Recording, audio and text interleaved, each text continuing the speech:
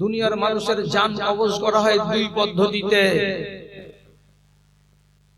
এক নম্বর পদ্ধতি আল্লাহ নিজে বলছেন, ওয়ান্নাজিআতে গারকা ওয়ান্নাশিতাতে নাশতা।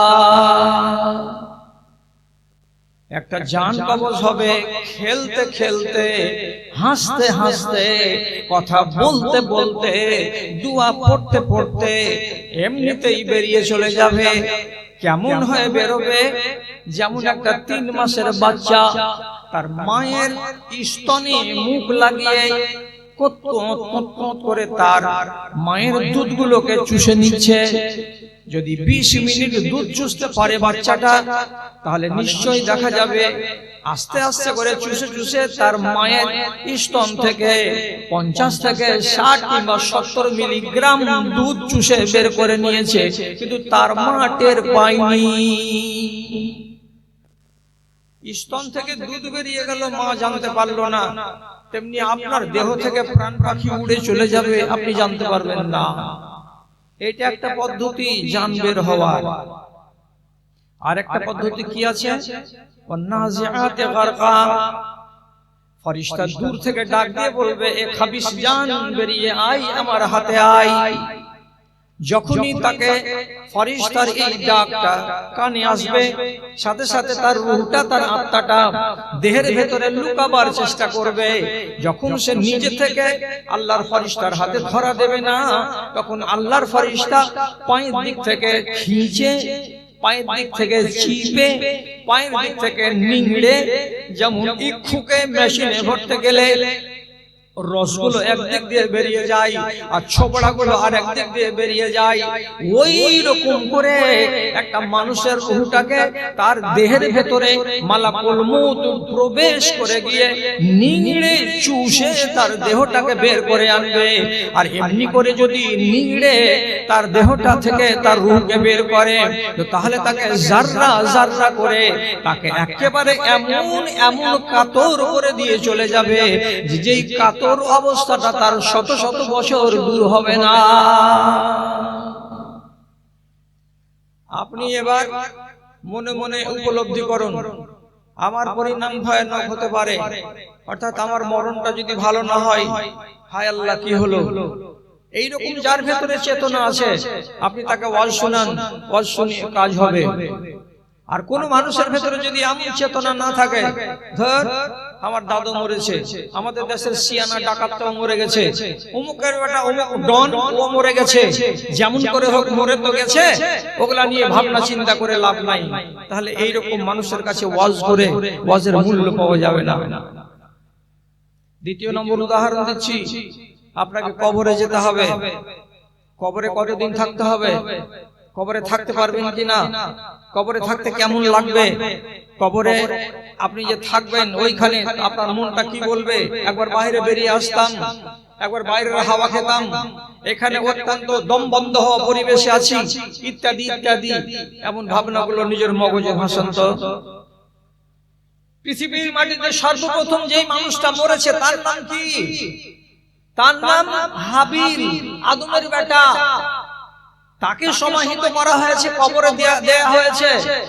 যেই কবরস্থানে হাবিলের কবর আছে, সেটা হলো প্যালেস্টাইনের এলাকায় একটি কবর, সবচাইতে দুনিয়ার প্রাচীন কবর, তার নাম হলো দারুস সালাম। সেই কবরের ভেতরে আজও ওই মাটি হয়ে পড়ে আছে কে? আদমের বেটা হাবিল। আপনি নিজে বলুন তো কতদিন ধরে পড়ে আছে? আপনি একবার নিজের হিসাবটা করবেন তো, যে আমি কবরে কতদিন থাকবো। আমার সামনে হিসাবটা নয়, আপনি আপনার বিছানায় শুয়ে শুয়ে হিসাব করবেন, কাবিলের মরা কতদিন হলো রে, হিসাব করে নেন। হযরতে আদম থেকে নিয়ে ইব্রাহিম আলাইহিস সালাম পর্যন্ত দুনিয়ার বয়স হলো 4500 বছর। হযরতে ইব্রাহিম থেকে আমার নবী মুহাম্মদ সাল্লাল্লাহু আলাইহি সাল্লাম পর্যন্ত দুনিয়ার বয়স হলো আর 4500 বছর। তাহলে টোটাল এখানে হলো 9000 বছর। এবং আমার নবী থেকে শুরু করে আজ পর্যন্ত দুনিয়ার বয়স কত হলো? তো কাছাকাছি 1500 বছর। তাহলে টোটাল যদি আমি করি তো 10500 বছর হলো। তাহলে আদমের বেটা হাবিলের কবরের ভেতরে যাওয়া কতদিন হলো ভাইরা? তো 10,500 বছর হয়ে গেল। আহারে, এতদিন ধরে কবরে পড়ে আছে।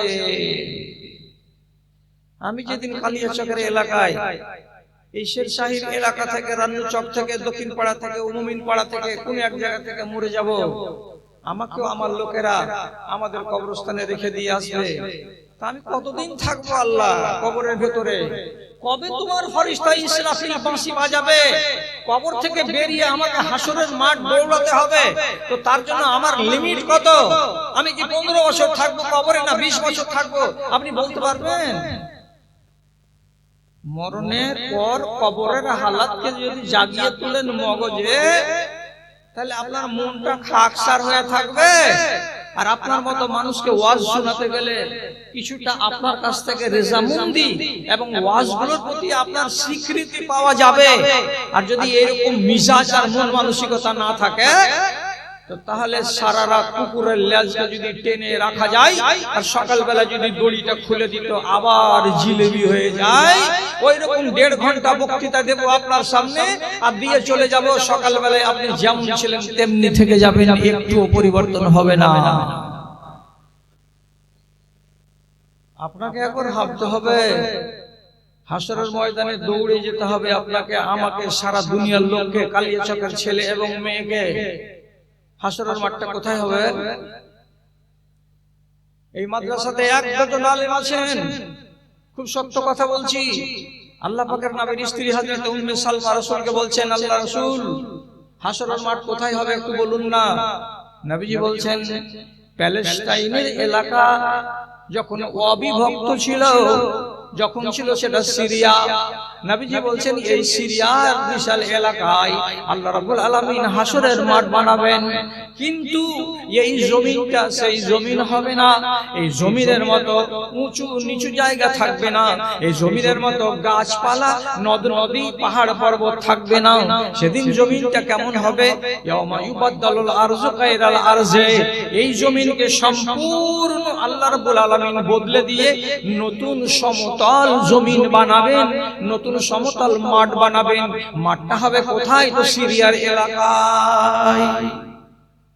কবর থেকে উঠে হাদিস বলছে ইউশারা, সবকে তেড়ে জমা করা হবে। এই দৌড়া, বসে কেন আছিস? কোনো মানুষ বসে থাকবে না, উঠা মাত্রই দৌড়াতে শুরু করবে। ওকে কেউ বলতেও যাবে না যে বাংলাদেশের দিকে দৌড়াবো, না এদিকে দক্ষিণ দিকে মুখ করে শ্রীলঙ্কার দিকে দৌড়াবো, না উত্তর দিকে মুখ করে সোভিয়েত ইউনিয়নের দিকে, রাশিয়ার দিকে দৌড়াবো। কেউ বলতে যাবে না, উঠেই পশ্চিম দিকে দৌড় লাগবে। কোথায়? তো হাসরের ময়দান। এখান থেকে সিরিয়া কত দূর? প্লেনে যদি যাওয়া যায় আর দুবাইকে ভায়া করা যায়, তাহলে 7 ঘন্টা টাইম লাগবে প্যালেস্টাইনের মাটিতে যেতে কিংবা বাগদাদ শহরে নামতে। তাহলে একটা প্লেন যদি ঘন্টাতে 700 কিলোমিটার চলে আর তাকে 7 ঘন্টা সময় লাগে, তাহলে 7 সাথে 49, 5900 কিলোমিটার রাস্তা আপনার মতো একটা মানুষকে শেরশাহীর কবরস্থান থেকে উঠে দৌড়াতে হবে। আর রাসূলুল্লাহ বলছেন, পায়ে চপ্পল থাকবে না, গায়ে 1 ইঞ্চি কাপড় থাকবে না, এবং যেমন তুমি মায়ের পেট থেকে পয়দা হয়েছে বিনা খাতনা দেওয়া, ওই রকম বিনা খাতনা দেওয়া তোমাকে দৌড়াতে হবে। সেদিন কেউ পানি নিয়ে এগিয়ে আসবে না, জায়গা জায়গা দাঁড়িয়ে একটু জিরিয়ে নেবে, জিরিয়ে নেওয়ার কোনো ব্যবস্থা থাকবে না। এবার চলো দৌড়াও, এখান থেকে দৌড় লাগাও। তাহলে এই ভীষণ যাত্রা হাসরের ময়দান পর্যন্ত আমাকে দৌড়াতে হবে। এই কথাটা যদি রাতের বেলায় শুয়ে শুয়ে একবার নিজের কল্পনাতে আঁকেন, ভিতরটা শুকিয়ে শুকিয়ে উঠবে মাঝে মাঝে। আর যদি নিজের ভেতরে কোন রকমের পরিবর্তন লক্ষ্য করেন, তাহলে জানতে হবে যে আমার সামনে যদি কেউ ওয়াজ করে তাহলে ওয়াজ কাজ দেবে। আর যদি ভিতরে কোন রকমের পরিবর্তন লক্ষ্য না করতে পারেন, তাহলে আপনি জানবেন আপনার হৃদয়টা পাষাণ, আপনাকে সোজা করা মুশকিল আছে। ভাইজান, আমি কি আয়াত পড়েছি? যাদের সামনে কোরআনের কথা রাখা হয়, তারপরে তারা সেটাকে কান দিয়ে শুনে, শোনার পরে বুঝে, আর বুঝার পরে সীমানার বাইরে যখন চলে যায়, তো যেমন তার চরিত্র থাকে সে আবার হয়ে যায়। তাহলে এই মানুষটার মতন অপরাধী আল্লাহর দুনিয়াতে কি আছে? শুনলে কেন? তুমি যদি না মানবে তো তোমাকে শোনার জন্য কে বলেছিল? অযথা এইখানে বসে বসে এতক্ষণ সময় কেন নষ্ট করলেন? আদের মরণ লীলা নুহের তুফান, আদের মরণ লীলা নুহের তুফান, এ কিসের পরিণাম জেনেছো সবাই। ধর্ম ধারে না যেমন শ্রীগাল কুকুর, এমন জীবন তবে কেন বড় হয়, এমন জীবন তবে কেন বড় হয়। ওয়াস্তের আগে ভাই রাস্তাটা দেখে নাও, নইলে বিপদ হবে রাতের বেলায়। গজবেরও বেড়া জালে ঘেরা পড়ে দেশবাসী, শহর বিলীন হয়ে যায়। ক্রোধের আগুন জ্বলে উঠে বিধাতার, মানুষ যখন মাতে অশুভ খেলায়। গজবেরও বেড়া জালে ঘেরা পড়ে দেশবাসী, শহর বিলীন হয়ে যায়, শহর বিলীন হয়ে যায়। জীবনটা কেমন কাটছে? আমার চোখ দিয়ে দেখেন তো, আমার চোখ দিয়ে দেখতে গেলে আপনিও বলবেন মুসলমানের নর নারীর জীবনটা অধিকাংশই শিয়াল কুকুরের মতো জীবন কাটছে। তার মানে কি ওদের মতো চার হাত পাওয়ালা না, মুক্ত বলাকার, ওদের কাছে আইন কানুন কিছু নেই। অথচ একটা মুসলমান যেন ইমানের উপরে দণ্ডায়মান থাকে, তার জন্য একটা মুসলমানকে সোজা পথে রাখার জন্য নবী করিম সাল্লাল্লাহু আলাইহি সাল্লামের পক্ষ থেকে নির্দেশ, বছরে আপনাকে 52টা জুমার খুতবা শুনতে হয়। 52টা জুমার খুতবা আধা ঘন্টা করে শুনতে গেলে ক ঘন্টা হলো? 26 ঘন্টা। আপনি শুনেছেন 26 ঘন্টা ওয়াজ এক বছরে। ঈদের মাঠে আধা ঘন্টা করে 1 ঘন্টা ওয়াজ শুনেছেন। ঈদের মাঠে খুতবা দেন মাওলানা সাহেবেরা, আর এইরকম জালসাগুলো বছরে আপনি 4টা করে শুনেছেন 4 ঘন্টা করে, তাহলে 4 4 16 ঘন্টা। তাহলে আমি যদি হিসাবটা লাগাই তো আপনি আপনার বছরের ভেতরে অন্তত নাই করে 40 ঘন্টা হাদিস এবং কোরআনের ওয়াজ শুনেছেন। কোন মা বলতে পারবে এখানে দাঁড়িয়ে, কোন দাদা বলতে পারবে এখানে দাঁড়িয়ে যে আমি এই ওয়াজটা জীবনে শুনিনি, আমার কানে আসেনি এই বিষয়ের উপরে ওয়াজ? বলুন তো কোন একটা ভাই যে কোনটা ওয়াজ আপনি আপনার জীবনে শুনেননি? সুদের ওয়াজ শুনেননি, মদের ওয়াজ শুনেননি, গাঁজার ওয়াজ শুনেননি, তাস খেলার ওয়াজ শুনেননি, ব্যভিচারের ওয়াজ শুনেননি, পালিয়ে বিয়ে করা হারাম সে ওয়াজ শুনেননি, নারী বেহায়া হতে গেলে সে জাহান্নামী হবে এই ওয়াজ আপনি শুনেননি, আপনি কি জাদু করা হারাম এই ওয়াজটা আপনি শুনেননি, আপনি কি এইগুলো কথা আপনার মগজে যায় নাই? জমি মেরে নেওয়া, ছেলেদেরকে দিয়ে দেওয়া, বেটিদেরকে বঞ্চিত করে দেওয়া, এটা হলো হারামের কাজ, এমন ওয়াজ আপনি শুনেননি? আপনার পড়োশীকে আপনি জ্বালা পোড়া করতে পারবেন না, যদি জ্বালা পোড়া করেন তো কিয়ামতে দুর্গতি হবে, এমন ওয়াজটা আপনি শুনেননি? কাউরি আপনি যদি টাকা ধার দিয়ে থাকেন আর টাকাটা যদি আপনি শোধ না দিয়ে থাকেন, কিয়ামতের দিন নেকির পাল্লা কেটে তাকে শোধ দিতে হবে, এমন কথাগুলো কি আপনি জীবনে শুনেননি? আপনি যদি যাকাত না দেন তো আপনার ঘাড়ে কুকুরে শিয়াল হয়ে গরু হয়ে চেপে থাকবে, আপনার ধন এবং মাল জাহান্নাম পর্যন্ত যতক্ষণ না নিয়ে যাবে ততক্ষণ পর্যন্ত আপনার যাকাত অনাদায়ী করে সোনা আর চাঁদি আর টাকা আর পয়সা ঘাট থেকে নামবে না। এই ওয়াজগুলো আপনারা শুনেননি? সব শুনেছে, সব মা শুনেছে, সব বাবা শুনেছে। তো শোনার পরে মদের রমরমা এত কেন? আপনি নিজে বলুন। একটা ছোট প্রশ্ন করছি, 30 বছর আগে আর আজকের দিনটাকে মিলান। 30 বছর আগে আমাদের দেশে যতটি মাদ্রাসা মসজিদ ছিল তার তুলনায় আজকের দিনে মাদ্রাসা মসজিদ বেড়েছে না কমেছে? বেড়েছে।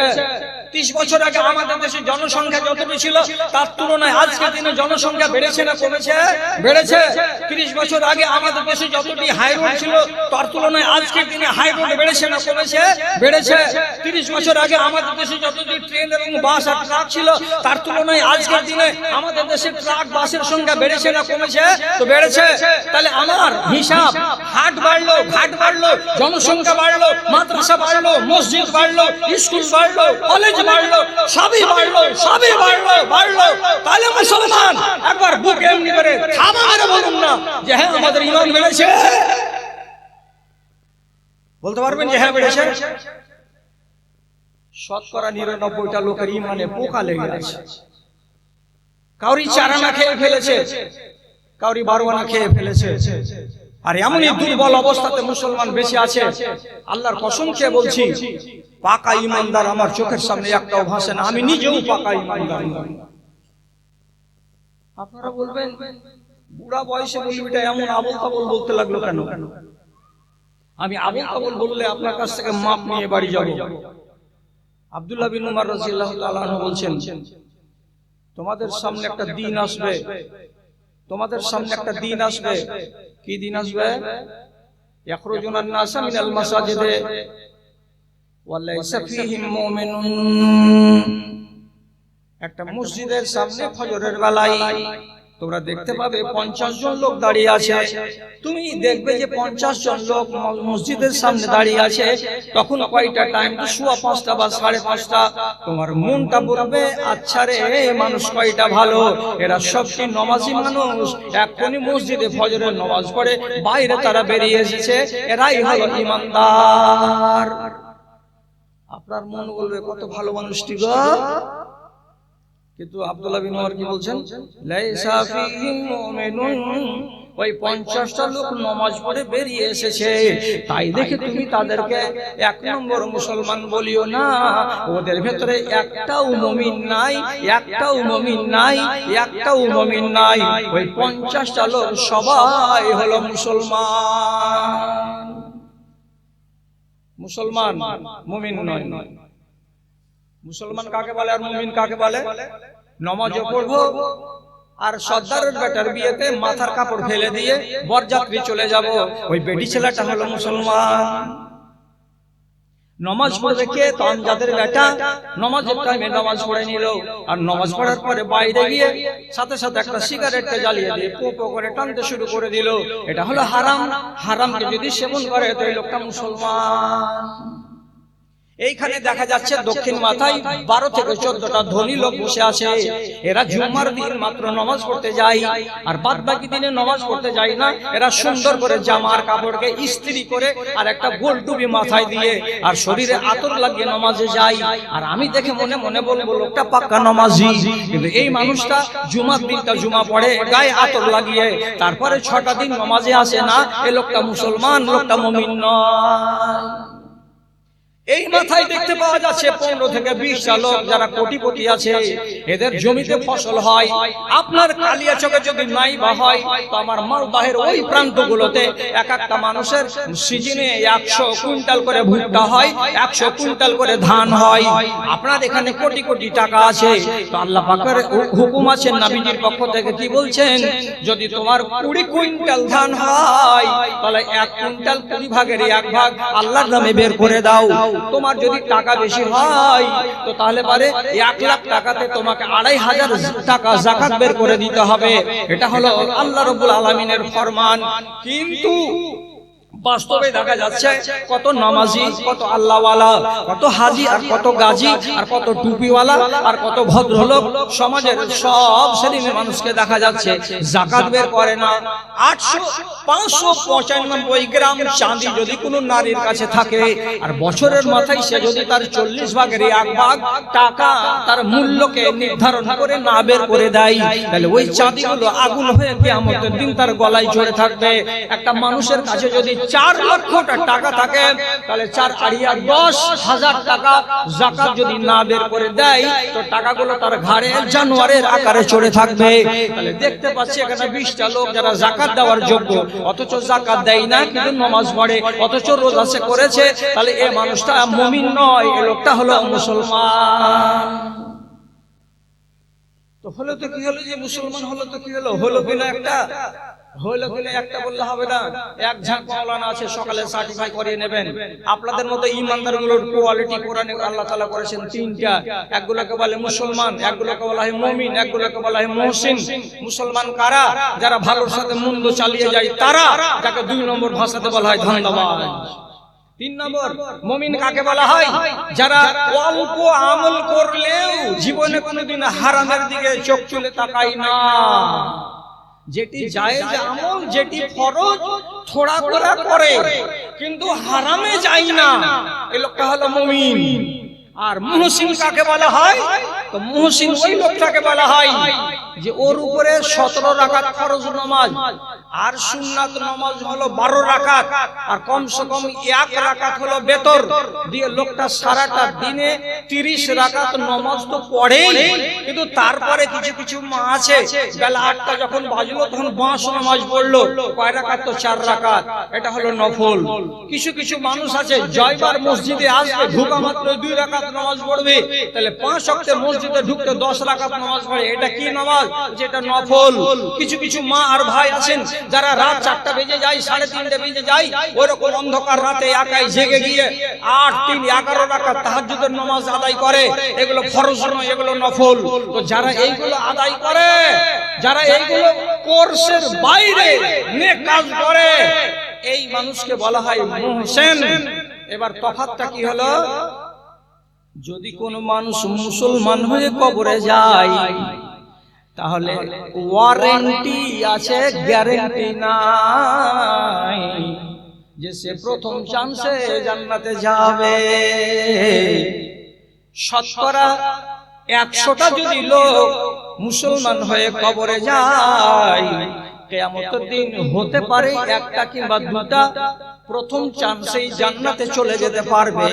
বেশিরভাগ মানুষেরা যারা মুসলমান হয়ে মরে, তাকে 1 মাসের জন্য, তাকে 1 বছরের জন্য, তাকে 2 বছরের জন্য হলেও আগে জাহান্নামে যেতে হবে। তারপরে পুড়ে ছাই হওয়ার পর আল্লাহর জান্নাতের মুখ দেখবে। আর যারা মুমিন হয়ে মারা যাবে, যারা মুহসিন হয়ে মারা যাবে, তারা যেমনি মারা যাবে তেমনি তারা জান্নাতে যাবে। এদেরকে জান্নাত থেকে কেউ আটকাবে না। একগুলো ডাইরেক্ট জান্নাতি আর একগুলো ইনডাইরেক্ট জান্নাতি। তো যারা মুসলমান তারা ইনডাইরেক্ট জান্নাতি। এবার আপনি বলেন, আব্দুল্লাহ বিন উমর যে চোখ দিয়ে দেখেছিলেন, এটাকে ব্যাখ্যা করি। 50টা লোক নামাজ পড়ে বেরিয়ে আসলো, তো বলছে একটাও মুমিন নাই, সব মুসলমান। কেন? তো বলছে দেখো না যে খুঁজে যে 50টার ভিতরে যখন চেক করে দেখতে গেলাম, এর ভিতরে 4টা মানুষ পাওয়া গেল চুল পেকে গেছে, দাড়ি পেকে গেছে, অথচ মানুষটা ফজরের নামাজ পড়ে এলো। আর আসার পরেই পকেট থেকে নাপাক জিনিসকে বের করে সাদা একটু চুল লাগিয়ে লুকিয়ে লুকিয়ে কচলাইছে, আর কচলাতে কচলাতে মুখের ভিতরে কোনায় ভরে দিয়েছে। আব্দুল্লাহ বিন উমর বলছেন পাক্কা হারামি এলো। এটা মুসলমান, এটা মুমিন নয়। হারাম জিনিস মুখে ঢুকালি কেন? তোর কেমন নামাজ যে তোকে হারাম থেকে আটকাতে পারলো না? কয়টা বাইরে হয়ে গেছে? 4টা। তার ভিতরে কয়েকটা লোক ছিল, তোরা কি করো? যে ডিলারের চাকরি করি। নামাজ পড়ে এলো, বলে হ্যাঁ। জামাতে তো আছে, হ্যাঁ। আর ডিলার চাকরি করে এসে বসে গেল গম বিতরণ করতে। হঠাৎ করে বলছে তোমাকে 7 বাটার ভিতরে 2 বাটার লিঙ্ক দিলে না, 5 টাকা পাবে, বাকি পাবে না। খালি খাতাটাকে আমাকে টিপলো, টিপার পরে 5টাই দিল। তো 5 কেজি করে পাবে, তো 4.5 কেজি করে দিল। 4.5 কেন করলে জি? তো বলছে বস্তা গালা রাস্তা রাস্তা আপাস কাছে ছিঁড়ছে, কত বাড়াইছে, কত কি হয়েছে, আমাদের কাছে শর্ট আসছে। তো বাবা শর্ট আমরা কোথা থেকে পুরাবো? তোমরা যদি না পুরাবে তো আমার 5 কেজির ঘাট থেকে 8 কেজি শর্ট টেনে নিল। লিডার ডিলার ফের আসর আজান পড়লো, মসজিদে চলে গেল। পাক্কা নিমু খারাপ। আরেকটা বেটি ছেলেকে ওয়াজ করে গেছি কি, আল্লাহ রাসূল বলছেন মেহেন্দি লাগাও, তোমার হাত যেন আইনিয়া হয়ে না থাকে। সহিহ হাদিস বলছি, টাইম কম আছে, তাতে মানুষ বুড়া, বেশি বলতে পারি না। মেহেন্দি লাগাও, তোমার হাতখানে যেন ফিকা সাদা না হয়ে থাকে। মেহেন্দি লাগাতে আল্লাহ তাআলা নবী মেয়েদেরকে বলছেন জিনাত করো। ঠোঁট লাল করবো মাওলানা? একদম লাল করো, চকচকা করে। টিকলি লাগাইতে পাবো? লাগাও, দীপদাস মুন্সির সমান বড় বড় টিকলি। আচ্ছা, গালে ফেয়ার লাগাতে পাবো? হ্যাঁ পাবো। কিন্তু কোরআন কি বলছে? সুন্দর করে চকচকা করে তুমি ফেয়ার লাভলি মেখে চেহারাটাকে একেবারে গোলাপের মতো করে দাও। লাল লাল টিপ, লাল লাল তুমি ঠোঁটটাকে ঠোঁট পালিশ দিয়ে সুন্দর করে দাও। আর তুমি কপালের মাঝখানে একটা বিন্দিয়া লাগিয়ে দাও, হাতগুলোকে সুন্দর করে রঙিয়ে দাও। ঠিক আছে, এটার নাম হলো জিনাত করা। ইসলামে জিনাত করা জায়েজ আছে। কিন্তু আল্লাহ রাব্বুল আলামিন কোরআন মাজিদে বলছেন ওয়ালা তুবদিনা জিনাতাহুন্না, ওরে নারীরা তোমরা তোমাদের এই জিনাতগুলো 6টা বেটা ছেলেকে দেখাতে পাবে, 6টা বাপ দিয়ে 7 নম্বর কোনো পুরুষকে দেখাতে পাবে না। কে 6টা বেটা ছেলে? তো বলছে তোমার স্বামী দেখতে পাবে এক, তোমার বাপ দেখতে পাবে এক, তোমার ভাই দেখতে পাবে এক, তোমার শ্বশুর দেখতে পাবে এক, এবং তোমার ছেলে দেখতে পাবে এক। আর তোমার বাড়িতে যদি নাবালক কোনো বাচ্চা থাকে যেটা কাজ করে, তো কাজের ছেলেটা নাবালক যদি হয়, তো সেই ছেলেটা তোমার জিনাত দেখতে পাবে, তোমার লাল ঠোঁট দেখতে পাবে, তোমার গাল দেখতে পাবে, তোমার যতগুলো সৌন্দর্য আছে সবই দেখতে পাবে। এই 6টা মানুষকে বাদ দিয়ে 7 নম্বর মানুষ যদি কেউ দেখে নেয়, তো সোজা সোজা বাংলায় ওরে রোকেয়া আমেনা মাস্তারা মার্জিয়া সুলতানা রিজিয়া তোমার খবর আছে, খবর আছে। কালিয়াচকের কয়টা বেট ছেলে বিনা টিকলি তার বিনা ঠোঁট লাল করাতে আর মাথার কাপড় না ফেলে কে যায় কালিয়াচকের বাজার? কলকাতা মলে কয়টা যায়? সর্দারের বাড়িতে বিয়ে লাগে তো 50টা মেয়ে ছেলে সাজগোজ করে আসে। আমি গরম দেখিয়ে বলছি, একটা কোনো নারী যুবতী বা একটা কোনো মা, বয়স্কা মা কেউ বিয়ে বাড়িতে গিয়ে নিজের শালীন পোশাক পরে থাকে না। যারা যুবতী তারা তো কাঁটা লাগা পোশাক গায়ে দিয়ে আছে, ওকে মাথা না খুললে তো পোশাকের পয়সাই উঠলো না। যারা মা খালা তারা শাড়ি পরে, আদি যুগের মায়েরা যদি শাড়ি পরে তাহলে 70-90টা মায়ের পেটের একটা অংশ খোলা থাকবেই থাকবে, ও ঢাকা যাবে না। তাহলে কোরআন বলছে এক কথা, তুমি করবে আর এক কথা, আর তারপরে নামাজও পড়ো, রোজাও করো, করার পরে তুমি কবরে যাবে। আব্দুল্লাহ বিন উমর কি বলছেন? এটা মুমিন নয়, এটা মেয়ে লোককে মুসলমান হয়ে মরে গেলে কি হবে? আগে ভুতান খাবি তারপরে জান্নাতে যাবে। এখন আমার ব্যাখ্যা তো আপনারা কেউ মানবেন না, যুগটাও এইগুলো ব্যাখ্যা মানার নয়। এখন না মানতে গেলে জোর করে তো আপনাকে আমি মানাতে পারবো না। অতএব এটাকে সার্টিফাই করতে হবে লোকাল ওলামাকে দিয়ে। ওনারা যদি এটাকে আমার সমর্থন করে দেন তাহলে আমার রেহাই, আর আমাকে যদি ওনারা সমর্থন না করেন তাহলে আগামী বছরের জন্য আমার রাস্তা বন্ধ। কেন বলে গেলে এত গাজরি করে কথা? 52টা জুমার খুতবা শুনিয়ে আপনাকে সোজা করতে পারলাম না। বলবো কারে শুনবে কে রে, বলবো কারে শুনবে কে রে, আছে কাহার জিন্দা প্রাণ, দেহখানা মরে গেছে, খাড়ো আছে দুটো কান, খাড়ো আছে দুটো কান। কাকে শোনাবো? ওয়াজ করার পরে ওয়াজ যদি কাজ না করে তাহলে এর দোষটা কি? কেমন দোষ? এইটার সম্বন্ধে আপনাকে হাদিস বলছি, আল্লাহর কসম একটাও বাঁকা কথা আপনাকে বলে আপনাকে ঠকে আমি এখান থেকে যাব না।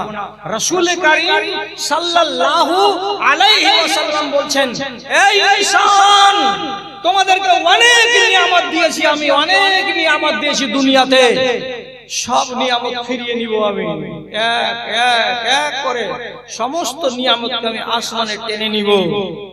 আপনি জিজ্ঞেস করেন আল্লাহ রহমত বরকত, জমি, খেতি বাড়ি, বাড়ি ঘর, আসবাবপত্র, কোনটা আগে তুমি নিবে? তোমার নিয়ামতের আমার কাছ থেকে ছিনিয়ে সর্বপ্রথম নিয়ামত দুনিয়া থেকে উঠবে কোনটা? রাসূলুল্লাহ বলছেন, আউয়ালু মা ইউরফাউ মিন হাযিহিল উম্মাতে আল খুশু। আমি এই দুনিয়ার মানুষের অন্তরের ভেতর থেকে আমার ভয়, যাকে বলা হয় খাশিয়াতে ইলাহি, আল্লাহর ভয়, নর এবং নারীর অন্তর থেকে প্রথম আমি এটাকে টেনে বের করে নেব, আর তার অন্তরটাকে ফাঁকা ফেলে দেব। তার ভেতরে আল্লাহর ভয় বলে থাকবে না, তার অন্তরের ভেতরে আল্লাহ ভীতি কি জিনিস থাকবে না।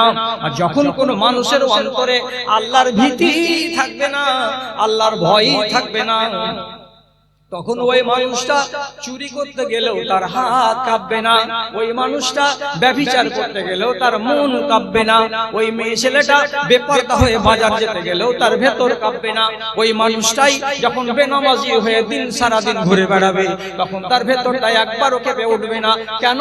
এগুলো কেন করতাম? তো আল্লাহর ভয় করতাম। ভয়টা তো আল্লাহ কেড়ে নিয়েছেন, এখন কিসের জন্য এগুলো মানতে যাব? আমরা কেউ মানব না। আল্লাহর ভয় যেদিন দিল থেকে বেরিয়ে যাবে সেদিন মানুষ একেবারে বেলাগাম হয়ে যাবে। আর দুনিয়াতে যেদিকে তাকাবেন, যেদিকে নজর দিবেন, শুধু বেলেল্লাপনা, শুধু বেহায়াপনা, শুধু উশৃঙ্খলপনা এবং মানুষের ভেতরে অসভ্যতা এবং বর্বরতা, শুধু এটাই দেখতে পাবেন। ভাই কবে দেখতে পাবো এটা? কবে দেখতে পাবো? তাহলে আপনি বিশ্বাস করবেন যে আমার অন্তর থেকে আল্লাহর ভীতি পালিয়ে গেছে?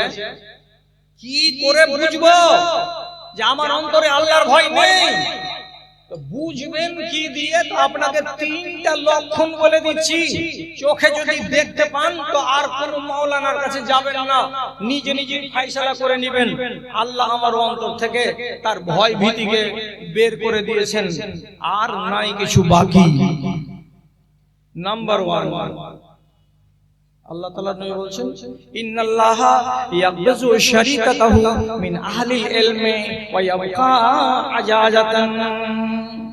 এই গ্রামের ভেতরে 6টা 7টা 8টা 10টা বুজুর্গ নেককার দিনদার লোক অবশ্যই আছে, যারা জানুয়ারি মাসের কনকনে শীতের দিনে রাত্রি 4:30টার সময় হুটুর হুটুর করে হাঁটতে হাঁটতে অন্ধকারে আল্লাহর মসজিদে গিয়ে সুইচটাকে অন করে আর করার পরে আযান দেয়।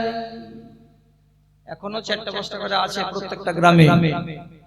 এই টোলাতে সামনে এই যে টোলাগুলো মুসলমানদের আছে, প্রত্যেকটা বাড়িতে বাড়িতে নয়, গ্রামে টোলাতে অন্তত 10টা বাড়িতে এমন মা আজও বেঁচে আছে, যেই মাটা পর্দানাসীন, যেই মাটা হারাম খায় না, যেই মাটা কোনো নামাজ ছাড়ে না, এমন পর্যন্ত কি দ্বীনদারির অংশ তার ভেতরে পূর্ণ মাত্রায় রয়েছে।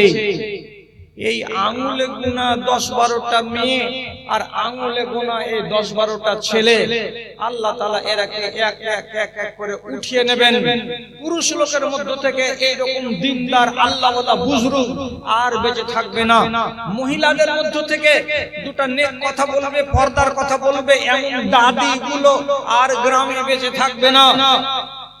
তখন কে বেঁচে থাকবে? নবীজি বলছেন, ওয়ায়াবকা আজাজাতান। যারা বেঁচে থাকবে তারা কি? তো তারা অপদার্থ, তারা পাতান, তারা ঝাইটন, তারা অসভ্য, তারা বর্বর। তাদেরকে গন্তির মানুষ বলা যাবে না, তাদেরকে গন্তির মুসলমান ধরা যাবে না। নারী যতটি বেঁচে থাকবে, ওই বুজরুগ নারীগুলো মরে যাওয়ার পরে যেগুলো নারী বেঁচে থাকবে তারা কেমন? তো তারা বেলেলাপনায় মত্ত থাকবে, তাদের হায়া থাকবে না, তাদের পর্দা থাকবে না, তাদের ভেতরে নামাজ থাকবে না, তাদের ভেতরে দিনদারি থাকবে না। তেমনি ছেলেদের মধ্যে থেকে এরকম শত শত মানুষ বেঁচে থাকবে, ছেলে বেঁচে থাকবে, যাদের ভেতরে দিনদারি থাকবে না। এগুলোকে কি বললেন নবীজি? আজাজাতান। আজাজানের মানে হলো ঝাইটুন, মাটি, পাতান, ওয়াসাট, এগুলো বেঁচে থাকবে। তো কেমন করে বুঝবো যে এটা ওয়াসাট? কি দিয়ে বুঝবো যে এটা অপদার্থ? তো রাসূল পরিচয় দিয়ে বলছেন, লা ইয়ারিফুনা মারুফা ওয়া লা ইউনকিরুনা মুনকারা। যারা চোখের সামনে এটা ভালো কাজ এটা করো, এটা মন্দ কাজ এটা ছাড়ো, এমন বোধ বুদ্ধি রাখবে না। কোনটাকে মারুফ বলা হয়, কোনটাকে ভালো বলা হয়, কোনটাকে মন্দ বলা হয়, এরা কিছুই বুঝবে না। ভালো এটা ভালো, এটা তোমরা করো, মন্দ এটাকে তোমরা ছাড়ো, এমন বোধ বুদ্ধি ওই যুগের লোকের ভেতরে থাকবে না। তো যেই দিনকার ছেলেরা আর যেই দিনকার মেয়েরা কোনটা ভালো এটাও বুঝবে না, আর কোনটা মন্দ এটাও বুঝবে না, সেই দিন জানতে হবে এগুলো পাতান বেঁচে আছে, এগুলো অপদার্থ বেঁচে আছে, আর তাদের মধ্য থেকে দিনদার মানুষগুলো সব উপরে চলে গেছে।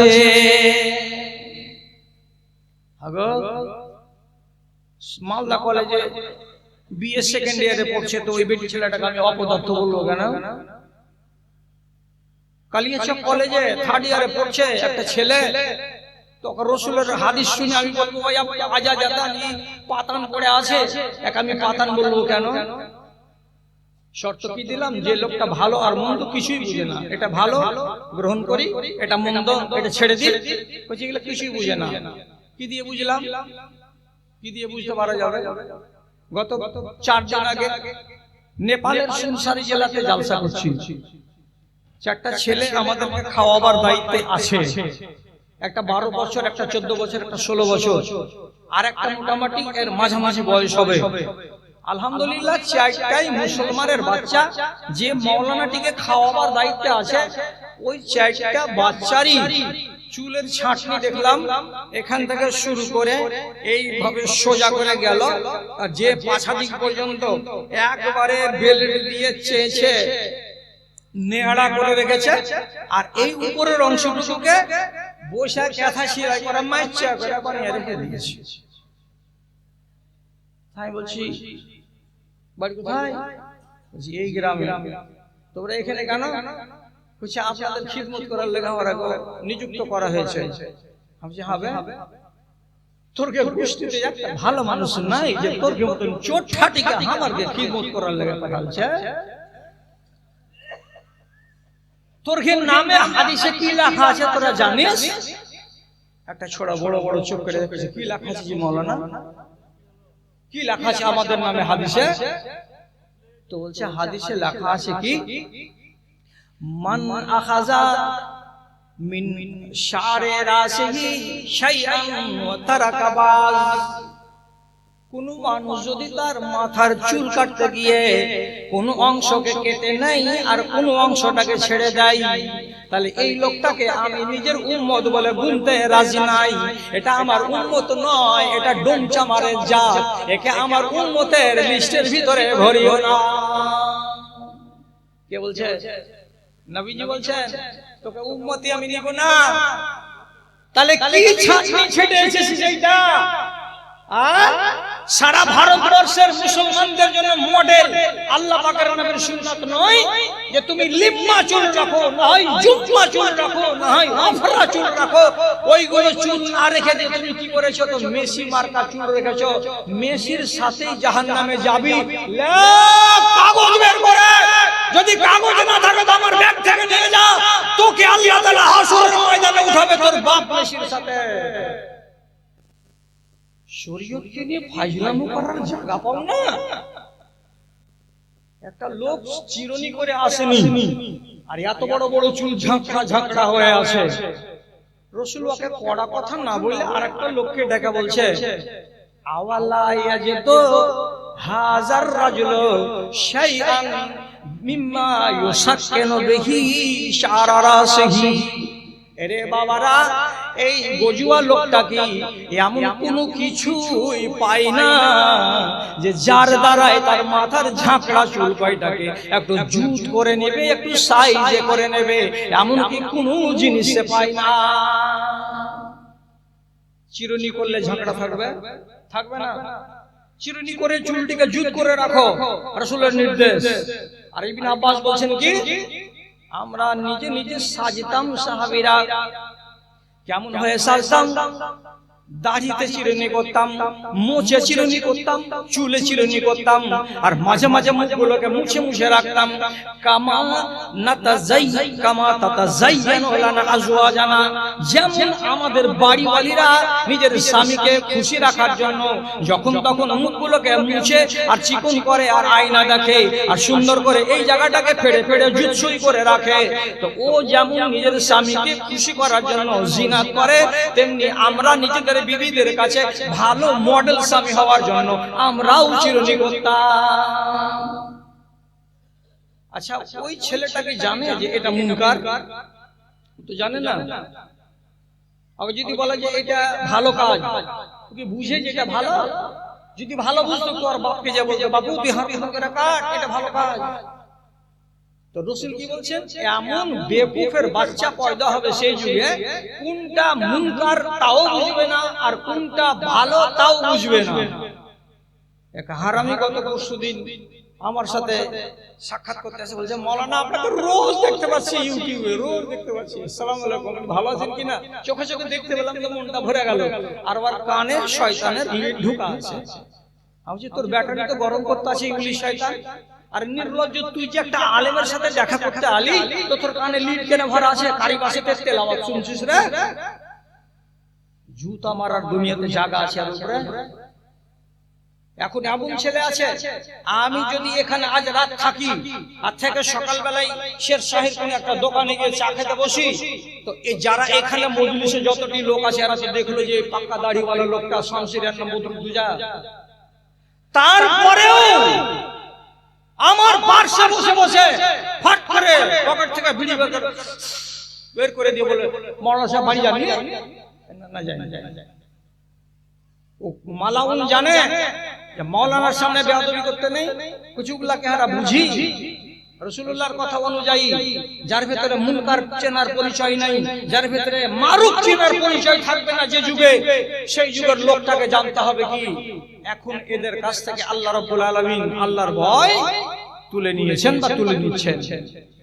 2 নম্বর পরিচিতি, সামাল দাও বেটি ছেলে, সামাল দাও বেটা ছেলে, কথা যদি পড়া লাগে তো উঠে বাড়ি চলে যাও, ওয়াজের বেশি শুনিও না। রাসূলুল্লাহ বলছেন ইন্নাল্লাহা ইউবগিযু কুল্লা জাযারিন জাওয়াজিন জিফাতুন বিল-লাইলি ওয়া হিমারুন বিন-নাহার। আল্লাহ রাব্বুল আলামিন মোটা চামড়ার মেয়ে ছেলেকে আর মোটা চামড়ার বেটা ছেলেকে ঘেন্না করেন, তাদেরকে দেখতে চান না। রাগ করবেন না রে মায়েরা, আর রাগ করবেন না রে ভাইরা। মোটা চামড়ার মানেটা কি? পেটের ভুঁড়ি গুলো এইরকম মোটা মোটা যাদের, তাদেরকে আল্লাহ তাআলা পছন্দ করেন না, এটা তরজমা নয়। আসল তরজমাটা কি? আমরা যেমন কথায় কথায় বলি, আমরা যেমন বলি তবে তোর চলনটা কত মোটা হয়ে গেছে রে, তোর বুদ্ধি কত মোটা রে। তো মানুষের আক্কেল মোটা, মানুষের বুদ্ধি মোটা, মানুষের চলন মোটা, তো আসলে কি এরকম মোটা? তো মোটা বলতে যার আখলাক, যার বুদ্ধি, যার ব্যবহার মোটা, এইরকম মানুষকে আল্লাহ তাআলা নবী বলছেন আল্লাহ পছন্দ করেন না। আরে মাওলানা চিনবো কি করে যে আর বুদ্ধি মোটা আর আক্কেল মোটা? কি দিয়ে চিনবো? বলছে সোজা হিসাব যে ভাই, আর আক্কেল মোটা কি মোটা নাই চিনে নিবে তুমি, কোন মাওলানার কাছে যেতে হবে না। কেমন করে চিনবো? রাসূলুল্লাহ বলছেন জিফাতুন বিল-লাইলি ওয়া হিমারুন বিন-নাহার, যেই ছেলেগুলো আর যেই মেয়েগুলো রাতের বেলায় ঘুমাবে নিজের ছাপের খাটে, কেমন হয়ে ঘুমাবে? কেমন হয়ে ঘুমাবে? নবীজি বলছেন ঘুমাবে তো মরা কুকুরের মতো হয়ে ঘুমাবে। মরা কুকুরের মতো করে কেমন হয়ে ঘুমায়? বুধবারের দিন কুকুর মরেছে, রোডের কিনারে ফেলে দিয়ে এসেছেন, কুকুর ট্যাং ছেড়ে আসে। 2-3 বারে যান আপনি মঙ্গলবারের দিন ওকে দেখতে, তো ট্যাং ছেড়িয়ে আছে, আর অবস্থার পরিবর্তন হয়নি। রাসূলুল্লাহ বলছেন যে ছেলেটা, যে মেয়েটা রাতের বেলায় মরা কুকুরের মতো ঘুমায়, মরা কুকুর কেমন করে হয় এবার ভালো করে বুঝেন। যারা জিন্দা মানুষ এবং যারা আকলওয়ালা মানুষ, যারা বিবেকবান মানুষ, তারা কি করে? রাসূলের ফরমান, খানা খাওয়া হয়ে গেলে, এশারের নামাজ পড়া হয়ে গেলে দুনিয়ার কোনো কাজ করা চলবে না। দিনের যদি কাজ করো, যদি কোন কিতাব পড়ো তো তা চলবে, আর তাছাড়া দুনিয়ার কোনো কাজ করা চলবে না। তোমাকে ঘুমিয়ে যেতে হবে। কেন যে আল্লাহ তাআলা বলছেন ওয়াজআলনা নাওমাকুম সুবাতা, তোমার রাতের নিদ্রা তোমার জন্য ভিটামিন বানিয়েছি, তুমি ঘুমাও তো তোমার শরীরে শক্তি আসবে। আর আল্লাহ তাআলা বলছেন ওয়াজআলনা লাইলা মাআশা, তোমার দিনটা বানিয়েছি তোমার রুজি সন্ধান করার জন্য। রাতের বেলায় যদি ঘুমাও তো শরীরে তোমার এনার্জি পাওয়া যাবে, আর দিনের বেলায় তুমি কাজ কাম করতে পারবে। আর রাতের বেলায় যদি তুমি জেগে থাকো তাহলে সকাল বেলায় 8টা পর্যন্ত পেঁচার মতো করে ঘুমাতে থাকবে, তোমার রুজির সন্ধানে তুমি বের হতে পারবে না। এই জন্য নবীজি বলছেন এশা নামাজ পড়া হয়ে গেলে, এশা নামাজের পর দুনিয়ার কোনো কাজ করা চলবে না। কিন্তু আপনার বেটি কি করছে? বেটি গেল বাদ দিয়ে, বেটির কয়টা আছে? বেটা ছেলের কথা বলি। আপনার বেটা কি করছে? 25,000 টাকা তো আমার অ্যান্ড্রয়েড মোবাইল, 9টার সময় খানা খেয়ে নিল, পা হাত না ধুয়ে বেড়া হয়ে বিছানে পড়ে গেল, বাপের তৈরি করা ছাপের খাট আর পাকা বাড়ি বালিশে হিলান দিয়ে জুড়ে দিল খেলা নাম পাবজি গেম। কয়টা লোক লাগে পাবজি গেমে? কয়টা লোক লাগে পাবজি গেম খেলতে? 4টা লোক লাগে। একটা লোক শামসির, একটা লোক কালীচক রানীটোলার, আর একটা পারাকার, আর একটা ধুলিয়ানের। 4 বাপটা মিলে গুলি মারামারি শুরু করলো। ই কয়টা মিলিটারি মারলে? 12টা। তুই কয়টা মেরেছিস? 18টা। তুই কয়টা মেরেছিস? 22টা। আর এর ভিতরে আবার হারাজিতা আছে। মাঝে মাঝে আপনার বেটা রাত 11টার সময় ঘরের ঘরে চিল্লে ওঠে, ইয়া মানে কি? মেরে দিয়েছি বিরোধী দলকে, ধরাশায়ী করে দিয়েছি, আমি জিতে গেছি। কপালে জুতা মারি তোর আমি। করতে করতে এই টানা ওই টানা, আর দুটা বুড়া আঙুল স্প্রিং এর মতো দৌড়াচ্ছে, এমনি করে দৌড়াতে এই কুলাঙ্গারের দিমাগ এত নষ্ট হচ্ছে। করতে রাত যখন 2টা 2:30টা হচ্ছে, তখন ঘুম চাপছে। তখন ঘুমাইলো তো এই এজাবুলের বেটা জমশেদ ঘুমাবে দোয়া জানে। যদি ওকে পুছ করে না যায়, তোকে জামাই দেখতে এসেছি, তোকে জামাই হিসাবে দেখতে এসেছি, ঘুম যাওয়া দোয়াটা করে তো বাজি। তার বলছে আল্লাহ খুব সল খাওয়া এসে আনকার মতন আনকা কথা বলবে। দোয়া জানে না, বিনা দোয়াতে শুয়ে গেল। বিনা দোয়াতে যে শুয়ে গেল, লোকটা সুন্নাতের খেলাফ করলো। অথচ নবীজি বলছেন আপনাকে যখন বিছানায় যেতে হবে, তখন আপনাকে দোয়া পড়ে বিছানায় যেতে হবে। আল্লাহুম্মা বিসমিকা আমতু ওয়া আহইয়া। শতকরা 80টা যুবক ছেলেরা এ দোয়া জানে না আর দোয়া পড়ে ঘুমায় না। শতকরা 70টা বেটি ছেলে এই দোয়া জানে না আর দোয়া পড়ে ঘুমায় না। তার থেকে বড় দোয়াটা পড়ো, আর পড়ার পরে ডান হাতখানা এই তালুটাকে এমনি করে ডান গালের উপরে রাখো, আর বালিশের উপরে এমনি করে রেখে দাও। আর দেওয়ার পর আরেকটা দোয়া আছে, আল্লাহুম্মা কিনি আযাবাকা ইয়াউমা তাবআসু ইবাদাকা। এই কথাটা বলে তুমি যদি ঘুমিয়ে যাও, কিয়ামতের দিন তোমার পা নড়বড় করবে না। তোমাকে আল্লাহ রাব্বুল আলামিন মজবুত করে দাঁড় করিয়ে রাখবেন হাসরের মাঠে। হিসাব নিকাশ হওয়া পর্যন্ত তোমার ভিতরে ভয় বলে কিছু থাকবে না। ওটা দোয়া বাদ দাও মুলি সাহেব, যেটা কাজের সেটাই তো জানি না, ওটা তো ভালো আরো অনেক ঝামেলা কথা। দোয়া পড়লো না, রাতে স্বপ্ন দেখেছে খারাপ স্বপ্ন যদি মুমিনেরা দেখে তো চট করে চোখ খুলবে বাম দিকে, কবর করে 3 বার, আর দিয়ে কি পড়বে? আউযু বিল্লাহি মিনাশ শাইতানির রাজিম। তাহলে পরে এটা একটা জিকির হলো, এটা কোরআনের আয়াত। আর এই জল বড়া সাপ খারাপ স্বপ্ন দেখলো, কেউ গুলি মেরে দিল, ওকে চিৎকার করে ঘুমিয়ে গেল, আর মুখ দিয়ে জিকির বের হলো না।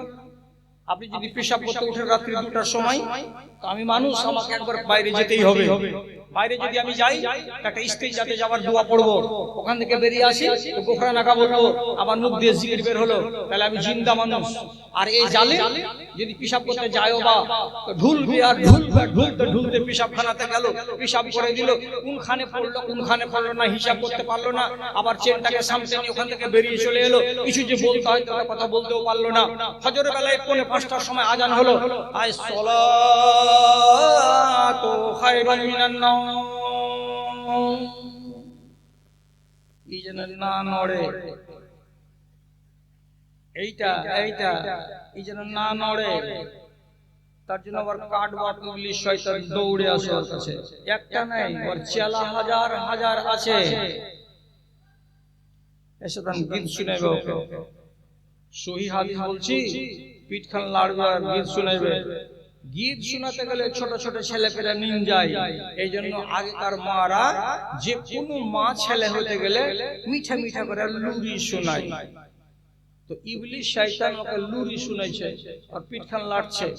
ভালো ছেলে হলে, ভালো মা হলে ভালো গলা বলবে, চাঁদের বুড়ি চরখা কাটে চাঁদেরই দোলাই, হুকুমনি যাবে সে থাই, এসো রে সবাই।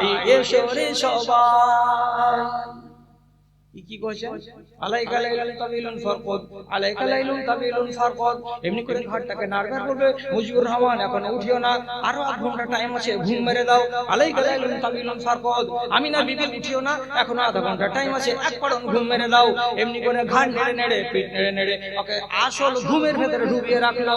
তাহলে এই বাচ্চাটা আর এই বাচ্চিটা রাত 12টার সময় কিংবা 10টার সময় যে ঘুমালো, তো তার ভিতরে একটুও কোনো পরিবর্তন দেখতে পাওয়া গেল না। তো মরা কুকুর যেমন হিলেনি নড়েনি, তেমনি মানুষের বাচ্চা সারাটা 8 ঘন্টার রাতে কোন রকমের হিলা নড়া করেনি। এইটার তর্জমা কি হলো? জিফাতুন বিল্লাইলে, রাতের বেলায় শুধবে তো মরা কুকুরের মতো। এবার গুনেন বাড়তে বাড়তে কটা করে মরা কুকুর আছে, মরা কুত্তি আছে। আমি গুনি দিব? আমাকে বেড়াতে হবে কালিয়া চোখের বাড়ি বাড়ি? সব বাবু জানেন, সব মারা জানেন আমার কটা বেটা এরকম মরা কুকুরের মতো ঘুমাই, আর আমাদের কটা বেটি মরা কুকুরের মতো ঘুমাই। মা জেগে গেল, বাপ জেগে গেল, নামাজি বেটা জাগতে পারলো না। যেদিন দেখবেন এইরকম ছেলে বাড়িতে দেখা গেছে, বাস সাদা কাগজে লিখেলেন, অন্তর থেকে আল্লাহ খাশিয়াতে এলাহি উঠিয়ে নিয়েছে, আর ফিরে আসবে না। 3 নম্বর কঠিন সাংঘাতিক। আল্লাহ আমাকে বাঁচাই, আল্লাহ আপনাকে বাঁচাই, আল্লাহ আমার গ্রামকে বাঁচাই, আল্লাহ আপনার গ্রামকে বাঁচাই। নবীজি বলছেন ইয়াতাসাফাদুনার রিজাল কামা তাসাফাদুল হামিরে। ওই একটা যুগ আসবে, সেই যুগে ছেলেরা আর মেয়েরা নিজে নিজের প্রয়োজনে বাড়ি থেকে বের হবে। আর বাড়ি থেকে বের হওয়ার পরে এরা এক অপরকে চিনে কিংবা না চিনে, যদি পরিচয় থাকে, কলেজ মেট হয়, স্কুল মেট হয়, কিংবা পাড়ার ছেলে হয়, পাড়ার মেয়ে হয়, তো দুজন ছেলে মেয়েকে চোখের সামনে আপনি দেখতে পাবেন ওরা কেমন হয়ে চলবে। নবীজি বলছেন গাধা যেমন ভাবে রাস্তা হাঁটে, ওই রকম করে ছেলে মেয়েরা রাস্তা হাঁটে। বুঝতে পারলাম না গাধা কেমন করে হাঁটে। গাধার চরিত্র হলো কি? গাধার চরিত্র হলো এই, 3-4টা গাধা যদি একসঙ্গে হাঁটে, তো একটা গাধা আর একটা গাধার পাছায় ধাক্কা দেয়, একটা গাধা আর একটা গাধার পিঠের চুলগুলোকে কামড়ে দেয়, একটা গাধা আর একটা গাধাকে তার গায়ে গা মেরে দেয়। স্থির হয়ে গাধা রাস্তা চলে না, গায়ে গা লাগিয়ে ঠেলাঠেলি করে রাস্তা চলে। তো তেমনি দেখতে পাবে একটা যুগ চলে আসছে, সেই যুগের ছেলে মেয়েরা কেমন হয়ে চলবে? তো আঙুলে আঙুল ভরে দিয়ে, জোড়া লাগিয়ে লাগিয়ে, অথবা ছেলেটা মেয়েটার ঘাড়ে হাত ঢেলে দিয়ে, অথবা ছেলেটা মেয়েটার কোমরে হাত লাগিয়ে দিয়ে এরা জোড়া জোড়া হয়ে হাঁটবে। যেন মনে মনে এইটা মনে হবে মেয়েটি বলছে হাত খান ধরে থাকি, না তো শয়তান পালিয়ে আরেকটাকে ধরে নিবে, অথবা ছেলেটা মনে মনে বলবে এর হাতখানা ধরে থাকি, আর না তো কখন আমাকে ফাঁকে দিয়ে আরেকজনকে ধরে নিবে। এই জন্য বাজারে যখন যাবে তারা হাত ভরাভরি করে, ঘাড় ধরাধরি করে রাস্তা হাঁটবে। চোখের সামনে দেখতে পাবে মসজিদের ইমাম, ডোন্ট কেয়ার মাওলানা। চোখের সামনে দেখতে পাবে নিজের দাদাকে, চাচাকে, ডোন্ট কেয়ার দাদা। তোমাদের যুগ ছিল বন্ধাত্মার যুগ, আমাদের যুগ হলো মডার্ন যুগ। এই যুগের মানুষেরা এইরকম করেই চলে। কাজে 3-4 নজর করে দেখতে হবে না, এটাকে হজম করে না। আপনাদের বাড়ি তো বাজারে নেই, কোন মানুষের যদি শখ থাকে তো 2 বেলা খাই দেবো, সব শীত আমার বাড়িতে থাকে। সকালবেলায় দেখতে পাবেন বোরখা গায়ে দিয়ে আছে, আর একটা ছেলের আঙুল এমনি করে আঙুল ধরে হাঁটছে, দেখে মনে হচ্ছে কি যে কোন থেকে আসামি ধরে নিয়ে এলো। হাই হাই হাই হাই, কে হলো এটা তোমার? কুছে আমাদের গ্রামেরই ছেলে, এক জায়গাতে গেছিলাম, বাড়ি আসছে, হাত ধরে ধরে হাঁটছি যে ওর জন্য পড়ে না যায়, আমি যেন না পড়ে যাই। খুব ভালো কথা। যেদিন দেখতে পাবেন এইগুলো হচ্ছে চোখের সামনে, তাহলে এই যে আপনাকে 3টা লক্ষণ বললাম, আপনাকে মেনে নিতে হবে যে রাসূলুল্লাহর ওই হাদিস মানুষের দিল থেকে ঈমান বেরিয়ে গেছে, আল্লাহর ভয় বেরিয়ে গেছে, এটা প্রমাণিত। আর 4 নম্বরেরটাকে যদি বলি তো আমাকে স্টেজ থেকে নেমে আমার ট্যাক্সি পর্যন্ত যেতে দিবে। এত সাংঘাতিক 4 নম্বরটা। ওই কি 4 নম্বরটা সাংঘাতিক? তো রাসূলুল্লাহ বলছেন ওয়াতান্তিকুর রাইবাসাতু, গ্রামের ভেতরে অনেক শিক্ষিত লোক থাকবে, অনেক বিদ্যা বুদ্ধিওয়ালা লোক থাকবে, কিন্তু সেই যুগে এমন এমন মানুষকে দায়িত্ব দেওয়া হবে যে মানুষগুলোর পেটে যদি 10 বার কিল মারা যায় পিছন দিক দিয়ে হাওয়া বের হবে, কিন্তু মুখ দিয়ে একটা বাণী বের হবে না। এমন অযোগ্য আর এমন অজ্ঞ, এমন নরাধম, এইরকম একটা মানুষকে সমাজের দায়িত্ব দিয়ে দেওয়া হবে। আর বিচারে বসে যাবে ওই লোকটা, আর বসে বসে গলা বাজিয়ে বড় বড় করে কথা বলবে। যদি তালাকের বিচার হয় তো ঘুরে ঘুরে এই অযোগ্য নরাধম চেয়ারে বসে বসে সভাপতি হয়ে থাকবে, ওই বিচার করবে। একটা মৌলবীর দরকার মনে করবে না, একটা মাস্টারের দরকার মনে করবে না। তো যেদিন দেখতে পাবে গ্রামের মোড়ল হয়েছে কে, তো নরাধম। যেদিন দেখতে পাবে তুমি মসজিদের সেক্রেটারি কে হয়েছে, তো নরাধম। যেদিন তুমি দেখতে পাবে মাদ্রাসার সেক্রেটারি হয়েছে কে, তো একবারে অশিক্ষিত ওয়াজো, একবারে নিরেট বোকা মূর্খ। যেদিন তুমি দেখতে পাবে যে তোমার দেশের মোড়লি করে বেড়াচ্ছে, বিচার সালিশ করে বেড়াচ্ছে কারা, কোন লোকটা, তো যে লোকটার কাছে ডিগ্রি নাই, যে লোকটার কাছে বিদ্যা নাই, যে লোকটার কাছে বুদ্ধি নাই, শুধু ডনগিরি করে বেড়ায়। আর এমন মানুষগুলো যেদিন সমাজের দায়িত্ব পেয়ে যাবে, তোমাকে জানতে হবে সমাজের ধ্বজাতে কিছু আর বাকি নাই। আল্লাহ রাব্বুল আলামিন দেশের মানুষের অন্তর থেকে তার ভয় কেটে নিবে। সমাজের ভার কাঁধে লইয়াছে, সমাজের ভার কাঁধে লইয়াছে গায়ের গুন্ডা যারা। 2 নম্বর যাদের জাত পরিচিতি, 1 নম্বর আজ তারা, 1 নম্বর আজ তারা। কোরআন হাদিস যত বসে পড়িয়াছে, কোরআন হাদিস যত বসে পড়িয়াছে, খোঁজ কাজীর লইল না। শত হাত দিলেও অচেতন জাতি, কেউ চেতন হইল না রে, কেউ চেতন হইল না। যেদিন দেখবেন এই হালাত, সেদিন বলবেন ভারত মরে গেছে। আর চিলিয়ে চেঁচিয়ে লাভ নাই, গাড়ির গাড়ি ওয়াজ শুনবেন, কিছুই ফল হবে না। পাপ করবে, খুশি মনে বাড়ি গিয়ে রাত কাটাবে, নির্দ্বিধায়, একবার অনুশোচনা করবে না। বাজারে যাবে, মিথ্যা কথা বলে হারাম মাল কামাই করে বাড়ি চলে আসবে, একবার ওর দিলটা কাঁপবে না। জি, পরিস্থিতিটা এরকম দাঁড়িয়ে যাবে। মানবতা বিলাপ করে কেঁদে কেঁদে কয়, মানবতা বিলাপ করে কেঁদে কেঁদে কয়, মানুষ যারা মরে গেছে এরা মানুষ নয় রে, এরা মানুষ নয়। মানব রূপে বেঁচে আছে অমানুষের দল, আর কতদিন থাকবি বসে ওরে নাদান বল। হাহাকারকে মুছে দিতে আমার সাথে চল, তোরা আমার সাথে চল। পানির দামে রক্ত বিকায় জ্ঞানীদের দেশে, পানির দামে রক্ত বিকায় জ্ঞানীদের দেশে। গরিবেরা ধনীরা সব ধনী হলো, গরিব চুষে চুষে রে, গরিব চুষে চুষে। চল দুনিয়াকে পাল্টে দিয়ে দেখাই বাহুর বল, সে ও দুনিয়াতে মানুষ হয়ে কেন এলি বল। দুর্নীতিতে ভরে যাবে জি দাদা, সুনীতি থাকবে না, একটা হাদিস বানা লোক থাকবে না। যেটা কাজ করবে এই যুগের লোক সেই যুগের লোক, সবটাই দেখবেন হাদিসের উল্টা। তাহলে জেনে নিতে হবে মানুষের অন্তরে আল্লাহর ভীতি নাই। বহু দেখতে যাবে, দেখার দিন 6টা ছেলে পাক্কা নাজায়েজ গায়, দেখার 3 দিন পরে বাইনা করতে যাবে, বাইনা করার কথা হাদিসে লেখা নাই। 1 মাস পরে বিয়ে নিয়ে যাবে, তো 14 খান বোলেরো, 150টা বরযাত্রী, 30টা যুবতী বেটি ছেলে, একটাও হাদিসে নাই। বেটি ছেলেটাকে মোহর যতটি পারো দাও, যেটি পারবে না সেটা আগামী দিনে দিয়ে দিও, এটা হলো সুন্নাত। কিন্তু বেটা ছেলে বলছে আগে আমার মোহরটা দাও 2,80,000, তাহলে তোমার বেটিকে বিয়ে করবো না, তো করবো না, এটা পাক্কা হারাম। শ্বশুর বাড়ি খেয়ে আসবে 150 জন লোককে নিয়ে গিয়ে, ওটা হলো কাটবা, ওর মালের উপরে ময়া নাই। তারপরের দিন রান্না চকে যেদিন ওর বাপের বাড়ি ভোজ হবে, তো 250 লোককে ভোজ খাইয়ে দেওয়ার পরে টেবিলে মুহরিল বসিয়ে ঘাড়ে মশিনে বুইলে টাকা আদায় করবে, আমার বাপের ধানের দাম আছে। পাক্কা হারামি কাজ। বউ করে নিয়ে এসেছেন বাড়িতে, বউটা হলো আপনার বাড়ির আমানত। আমানতকে বউটাকে ঘরের 4 দেওয়ারির মধ্যে রাখো, এর উপরে যেন মুচি ধুবি চামার ধোপা কামার কারোর নজর যেন না পড়ে। আপনি বউ করে নিয়ে এসেছেন, সকালবেলায় বাহির বারান্দাতে বসিয়ে রেখেছেন, 1.5 ভরি হার দিয়েছি, হারের লকেট খানা বউটার এই বুকের মাঝখান পর্যন্ত ঝুলছে। শাশুড়ি এসে কয়েছে, রহিমাকে এখানকার কাপড়খান একটু হটিয়ে তো, হার খান যেন গোটাই দেখা যায়।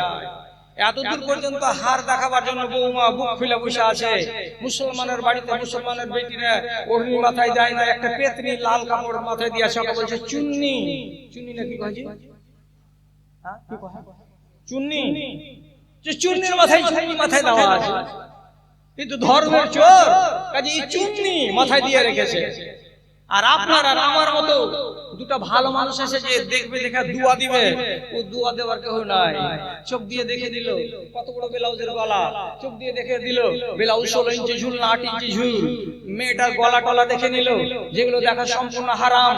200 টাকা দিল, বাইরে এসে গল্প করে করে বলছে মহিউদ্দিন ছেলেটা হোসলা, কিন্তু বহুটা খুব সুন্দর পেয়েছে, ভালো ভালো দিয়েছিল একটা। এগুলো জায়েজ আছে? একটা একটা একটা জায়েজ না। রাসূল কি বলছেন? ইন্না আযামান নিকাহে বারাকাতান আইসারহু মাউনা। তোমার বিয়েতে যত কম খরচ করবে, যত কম খরচ করবে, তত বরকত দেওয়া হবে, তত বরকত দেওয়া হবে। এবার আপনি বলবেন, মুলি সাহেব তোমাদের কমন সেন্স কম হয়তো, 4 তলা বাড়ি আমার, কোটি কোটি টাকার কারবার, তা আমি কম খরচ করব শুধু বরকত নেওয়ার জন্য? জি না, আপনাকে বলিনি। আপনাকে আল্লাহ তাআলা যতটি আওকাত দিয়েছে সে অনুযায়ী করুন, গুনাহগার হবেন না। আর যে ছেলেটা মাঠে হাঁকতে গেলে আর বুহে মাসি বসে না, ও যদি কয় 12 খান 15 কার নিয়ে যাবো, ওর কপালে জুতা মারে। কোনটা ছেলে বর্তমান জামানাতে প্যান্ডেল না বানিয়ে আর রাতের বেলা ডিজে না বাজিয়ে 12 খানা 15 নিয়ে আর একখানা 15 কে ফুল দিয়ে সাজিয়ে বিয়ে করতে যায়? একটা হাত তুলে বলো তো আমি বিয়ে করেছি এরকম করে? আচ্ছা, একটাও পাওয়া যাবে না। কেউ এরকম করে বিয়ে করে কেন? আওকাতের বাহির খরচ করবে। রাসূল যেটা বলেছেন সেটা মানবে না। তো না মানবা তো কি করব আমি? কেন মানো না জি? না মানার কারণ হলো যে ভিতরে আল্লাহর দেওয়া ওই ভয়টা নেই, হাদিস মানার মানসিকতা নেই, কোরআন মানার মানসিকতা নেই। আমরা এমন যুগে এখন পা দিয়েছি, সহি কথা বলছি, মানো তো মানো না তো পা দিয়েছ না। হযরত আলী বিয়ে করেছিলেন মসজিদের ভিতরে, লোক ছিল মোট 4টা। রাসূল ছিলেন, আলী ছিল, হযরত আবু বকর সিদ্দিক ছিলেন, হযরত ওমর ফারুক ছিলেন, আর রাসূলুল্লাহর গোলাম। 5টা মানুষের ভিতরে একটা মেয়ের বাবা আর একটা জামাই। বাঁচলো কয়টা? তো 3টা। 3টা লোকের মওজুদগিতে বিয়ে হলো কার? তো ফাতেমার। ফাতেমা কেমন দরের মেয়ে ছিল? তো রাসূলুল্লাহ বলেছেন জান্নাতি মহিলাদের ভিতরে আমার বেটি ফাতেমা হলো সমগ্র জান্নাতি মেয়েদের নেত্রী বা সরদারনি। তো জান্নাতি মেয়েদের যেই মহিলা নেত্রী, সেই মহিলার বিয়েতে বরযাত্রী কয়টা? 3টা। আর আপনার বেটা দিল্লিতে পাইলিং এর কাজ করে, তার বরযাত্রী কয়টা? তো 100টা। আল্লাহর কসম বরযাত্রী হাদিসে নাই, হাদিসে নাই। যতদিন পর্যন্ত এটা বন্ধ না হবে ততদিন পর্যন্ত আপনি হাদিসকে বুড়ো আঙুল দেখাতেই থাকলেন, দেখাতেই থাকলেন, আপনার সংসারে বরকত হবে না, আপনার দ্বীন বৃদ্ধি পাবে না। রাবিয়া বাসারি এমন একজন লোক, সে বলছে রাসূল বলছেন বিয়ে করবে না? করব। আমি গরিব মানুষকে বেটি দিবে। আবার আরেকদিন রাসূল বলছেন বিয়ে করবা রাবিয়া? করব। কোথায় বিয়ে হবে? আমি তো গরিব মানুষ। রাসূলুল্লাহ বলছেন আমি যেভাবে বলছি সেভাবে কাজ করো। এখান থেকে হাঁটতে হাঁটতে আনসারীদের পাড়া উত্তর দিকে চলে যাও, অমুক লোকটাকে যাও, আর যাওয়ার পরে সালাম দাও, আর সালাম দেওয়ার পরে বলো আমাকে রাসূলুল্লাহ পাঠিয়েছেন আপনার মেয়ের সঙ্গে আমার বিয়ে পড়িয়ে দিতে। এই মাইকের পাওয়ার তো বাড়ায় না, হ্যাঁ হ্যাঁ করা মাইক ভালো লাগে না আমাকে। যে বলছে আসসালামু আলাইকুম, আমাকে রাসূলুল্লাহ পাঠালেন। কেন রে বাবা? বলছে আপনার মেয়েটার সঙ্গে আমার বিয়ে পড়িয়ে দিতে বললো। লোকটা বলছে রাসূল বললেন হ্যাঁ। বড় ভাইকে ডাকছে, আমজাদ ভাই একটু বলতে আসি। ভাতিজাকে ডাকছে, শোয়েব একটু এদিকে আয় তো বাজি। বাড়ির 2-3টা লোককে বলতে বসে ছেলেটার সামনে বসে আছে, আর কোনো খুতবা নাই, কোনো মোহরও নাই, কোনো বরযাত্রী নাই, কোনো মোড়ল নাই, কোনো সর্দারও নাই, 600টা পানও নাই, 3 কেজি বাতাসাও নাই, 500 গ্রাম সুপারিও নাই, 3 খান জনপুরি খড়ও নাই। এখানে বসলো বেটির বাবা, বলে যে এই ছেলেটার সঙ্গে আমি আমার বেটি রোজিনার বিয়ে পড়িয়ে দিলাম। বিয়ে হলো। বিয়েটা খুব সোজা ইসলামে, খুব সোজা, খুব সোজা। আপনি ভারী করছেন, এটা আপনার দুশ্চরিত্র। বিয়েটা খুবই সোজা ইসলামে। বিয়ে হয়ে গেল। রাসূলকে এসে বলছেন, মসজিদে এসেছেন, রাসূল বলছেন কি বাবা ওই লোকটা কি তোমার কথা শুনেনি? বলছে না, শুনেছে। বিয়ে হয়েছে? হ্যাঁ হয়েছে। মুখ কেন ভারী রে বাপ? মুখটা মুচকি মুচকি হাসছো না কেন? তাহলে এমনি করে মুখ লাটচাট করছে। আল্লাহ রাসূল, বিয়ে তো করেছি, কিন্তু বিনা মোহরে কিছু দিতে পারিনি, কিছু দিইনি। রাসূল মসজিদে নববীর সাহাবীটিকে বলছেন, ওরে আমার সাথীরা, তোমরা নিজের নিজের বাড়ি যাও, যার বাড়িতে যতটুকু পারো, যতটুকু সাধ্য হয়, এতটুকু করে সোনাগুলো মসজিদে জমা করে দাও। কেউ বাড়ি গেল যে একটা জবের দানার সমান সোনা আনলো, কেউ একটা মোটরের দানার সমান সোনা আনলো, কেউ একটা গমের দানার সমান সোনা আনলো। এ করে সোনাগুলোকে এনে এনে এক জায়গাতে জমা করা গেল। কতটি হলো? একটা খেজুরের বিচির সমান ওজন হলো।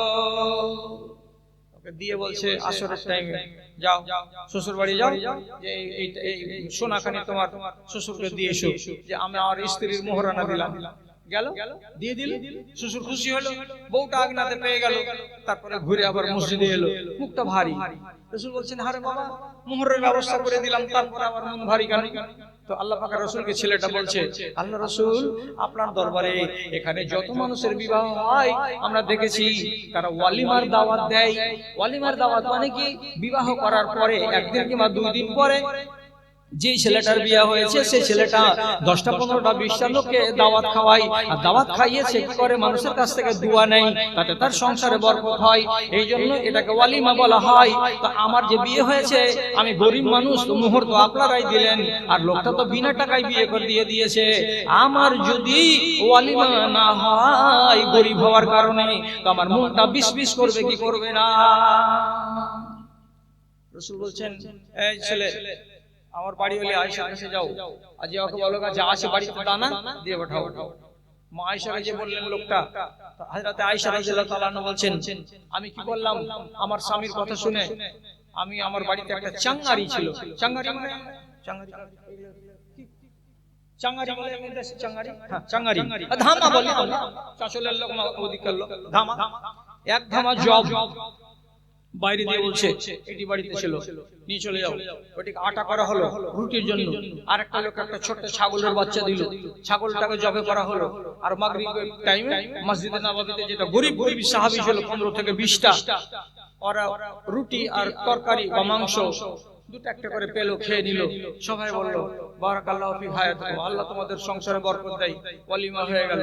এবার ওয়ালিমা যখন হলো তখন ছেলেটা খুব খুশি। এবার আপনাকে জিজ্ঞেস করে বলছি, এটা হলো সুন্নতি তরিকা। সুন্নতি তরিকায় বিয়ে হলো, আড়ম্বরপূর্ণ বিয়ে নয়, এটা একদম সাদামাটা বিয়ে, কোনো খরচ টরচ নাই। আপনি যদি আপনাকে যদি বলি এটা সুন্নতি বিয়ে হলো, এই মজলিসে কটা লোক আছে যে হ্যাঁ সুন্নতটাকে মানতে আমি রাজি আছি? কেউ আছে? আমি যদি লাইট জ্বালিয়ে খুঁজে বেড়াই কে আছো কে আছো কে আছো, কেউ রাজি হবে না যে এই সুন্নতি আমি বিয়েটাকে করব। তাহলে আমি কেন আজ করছি দেশের মানুষকে জীবন ধরে, আর আজকে 64 বছর কবরে যাওয়ার টাইম হয়ে গেল, যদি আপনারা আমার কথাই না শুনবেন তো? দাদা আমার, কম খরচে বরকত বেশি। কেন আপনার শ্বশুরের বাড়িতে 100টা লোক নিয়ে গিয়ে বেচারিকে গরু মারালেন? আর কেন তাকে প্যান্ডেল বানাতে হলো? কেন তাকে ডেকোরেশন ভাড়া করতে হলো? আর কেন আপনাদের জন্য নাস্তা করতে হলো? 100 জন লোক কি জীবনে কোনোদিন মেহমান হয়? মেহমান হয় তো কটা হয়? 3টা नहीं 4টা नहीं 5টা লোক হয়। 100টা লোককে কেউ মেহমান বলে? তোমরা সব ডাকাতি করতে গেছিলে লোকটার বাড়ি। গেলে কেন এতটি লোক? গেলে তো খেলে কেন ওর বাড়ি? কে তোমরা ওর বাড়ি খাওয়া? লোকটা যদি ওই টাকাটাকে আপনি বরবাদ না করতেন, সব মিলিয়ে জুলিয়ে 60,000 টাকা, কোন একদিন নিজের বেটি আয়েশাকে বলতো, বেটি রে তোকে 60,000 টাকা দিলাম, সংসারে কিছু করে টোরে খাবি। বুদ্ধ যদি 8খানা বোলেরো ভাড়া 4,000 করে ভাড়া দিয়ে এখান থেকে বাবলা কমলপুর না যেত তাহলে 4-32,000 টাকা তার বাঁচত। আর একটা ফুলের ডেকোরেশন করা ট্যাক্সি তার খরচ হলো 9,000, ওটাও বাঁচত। এই টাকাটি কাজে লাগতো। ওর বাবা বলতো আরেকদিন, বেটা ইব্রাহিম তোকে 1 লাখ টাকা দিচ্ছি, কিছু ব্যবসা কর বেটা। বাপও সুন্নাত মানতে রাজি নাই, বেটাও সুন্নাত মানতে রাজি নাই, শ্বশুরও সুন্নাত মানতে রাজি নাই, শ্বশুরের বেটিও সুন্নাত মানতে রাজি নাই। আমরা কি ধরনের চলতে চাইছি? আমার মন যেভাবে চলবে আমি সেভাবে চলতে চাইছি। আল্লাহ, আমি আমার মন মতো চলবো আর তারপরে বলবো যে আমি মুসলমান, এটা জীবনে কোনোদিন হতে পারে না। কতটি ওয়াজ শুনবেন? আম্মা আয়েশা বাড়িতে হঠাৎ এই ডিউটি দিয়ে একটা মেয়ে ছেলে ঢুকলো। মেয়েটির নাম কি? সাফিয়া। কার বেটি? আব্দুর রহমানের। আব্দুর রহমান কার বেটা? আবু বকরের বেটা। তাহলে আবু বকরের পতিন আর আয়েশা রাদিয়াল্লাহু তাআলা আনহার ভাতিজি ফুফুর বাড়ি বেড়াতে।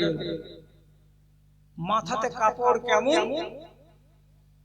আম্মা আয়েশা বর্ণনা করছেন সহি হাদিস, একটুকাও জাল নয়, সবখানি সহি বলছি। কি? ওয়া আলাইহা খিমারুন রাকিকুন ইয়াশফুদুনহা। ভাতিজির মাথাতে একটা ওড়নি আছে, ওড়নিটা এত পাতল এত পাতল এত পাতল যে ওড়নি দিয়ে তার নিজের ভাতিজির ঘাড় দেখা যাচ্ছে, গলা দেখা যাচ্ছে, এত পাতল ওড়নি চাপিয়ে আছে। আম্মা আয়েশা জোর করে রেখে বলছেন, শুনে এখানে, এদিকে আয়।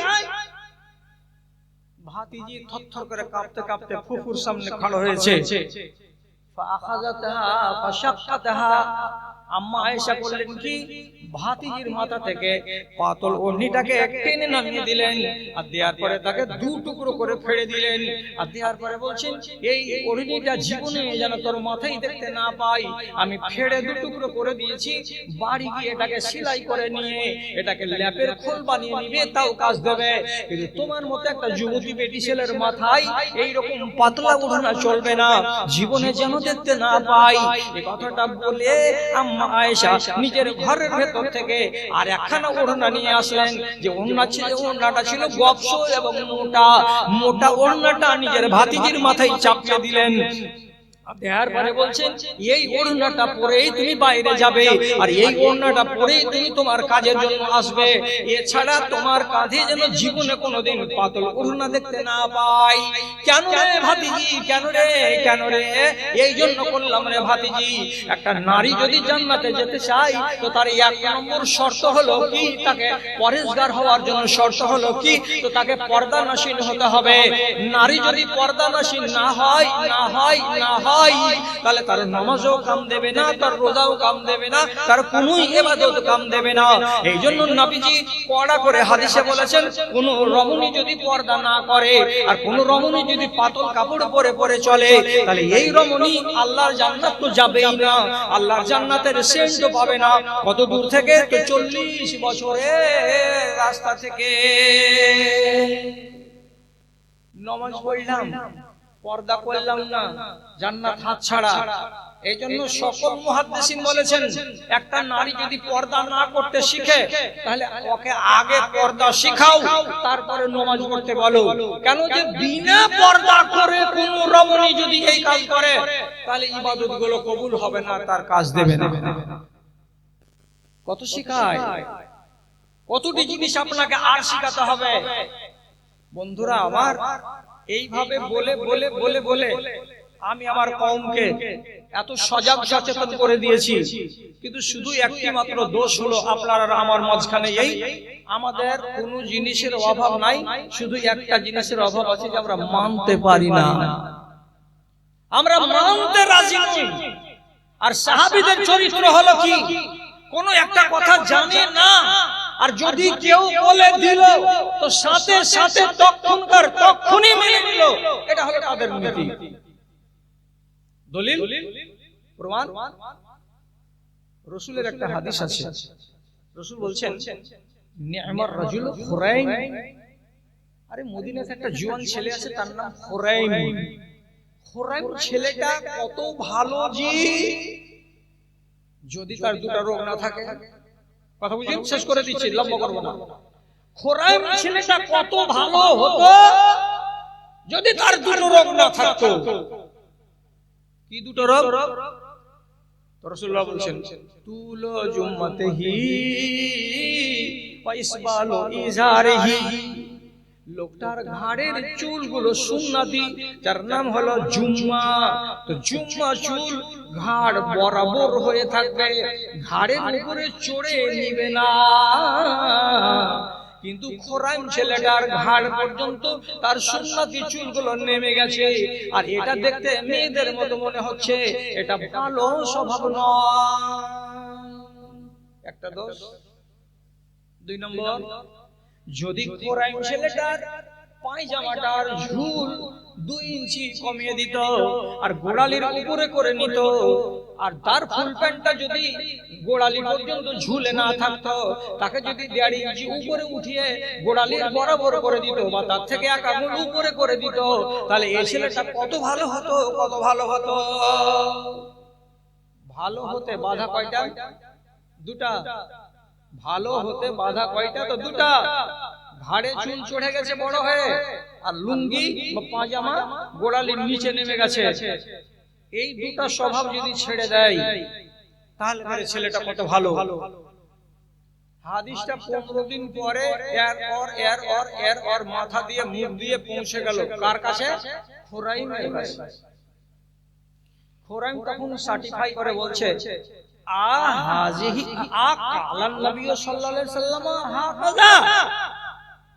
এইভাবে কি রাসূলুল্লাহ বলেছেন তুমি শুনেছো? বলছে, হ্যাঁ আমি শুনেছি, আল্লাহ পাকের রাসূল এভাবে বলেছেন। যেমন কথাটা বলা, ও তো বলতে পারত সোমবারের দিন ঠিক করে নিব, আজকে হলো বুধবার, তাহলে বৃহস্পতিবার, শুক্রবার, শনিবার, রোববার, সোমবার, 4 দিন টাইম নেবেন না। ওটা করলো না, সাথে সাথে দৌড়ে গেল বাড়ির দিকে, আর বাড়ির দিকে দৌড়ে গিয়ে ফাঁকা যা সুব্রতান একটা চাকু নিল, তেজ চাকু, পরকে না ডেকে নিজে নিজেই ঘাড়ের চুলগুলোকে কেটে ছোট করে নিল, আর তারপরে নিজের পায়জামাটাকে খুললো, আর খোলার পরে তাকে 2 ইঞ্চি কেটে নিল, আর নেওয়ার পরে তাকে গোড়ালির উপরে উঠিয়ে দিল। যখন 2টা সংশোধন তার হয়ে গেল, তখন নিজে নিজেই বলছে, বাহারে খোরাইম, বাহারে খোরাইম, আহারে খোরাইম, আহারে খোরাইম, তোমার মতো ছেলেটা কত সুন্দর ছেলে, যার ভেতরে একটাও দোষ নাই, একটাও দোষ নাই।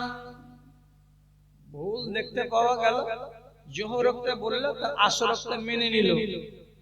আর আজ যদি আপনার ভেতরে কোনো ভুল দেখতে পাই, আর আপনাকে যদি আমি সাবধান সজাগ করি, আপনি বলবেন এবার ওয়াজ করে যাও, আগামী বছর আসিও, তারপরে তখন দেখবো ভেবেচিন্তে। কতদিন সময় নেবেন? মাত্র 1 বছর। তাতেও বদলে যাবেন কি? তাতেও হয়তো বদলবেন কেন, তার কোনো গ্যারান্টি নাই।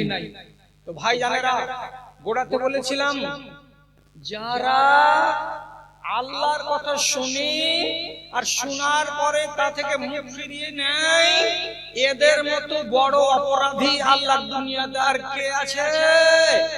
আর কেউ নাই। অতএব এই অপরাধীদের সাজা, বদলা আমি চুকিয়ে নিতে পারি, এবং আল্লাহ তাআলা নিজে বলছেন যে আমি হলাম কি?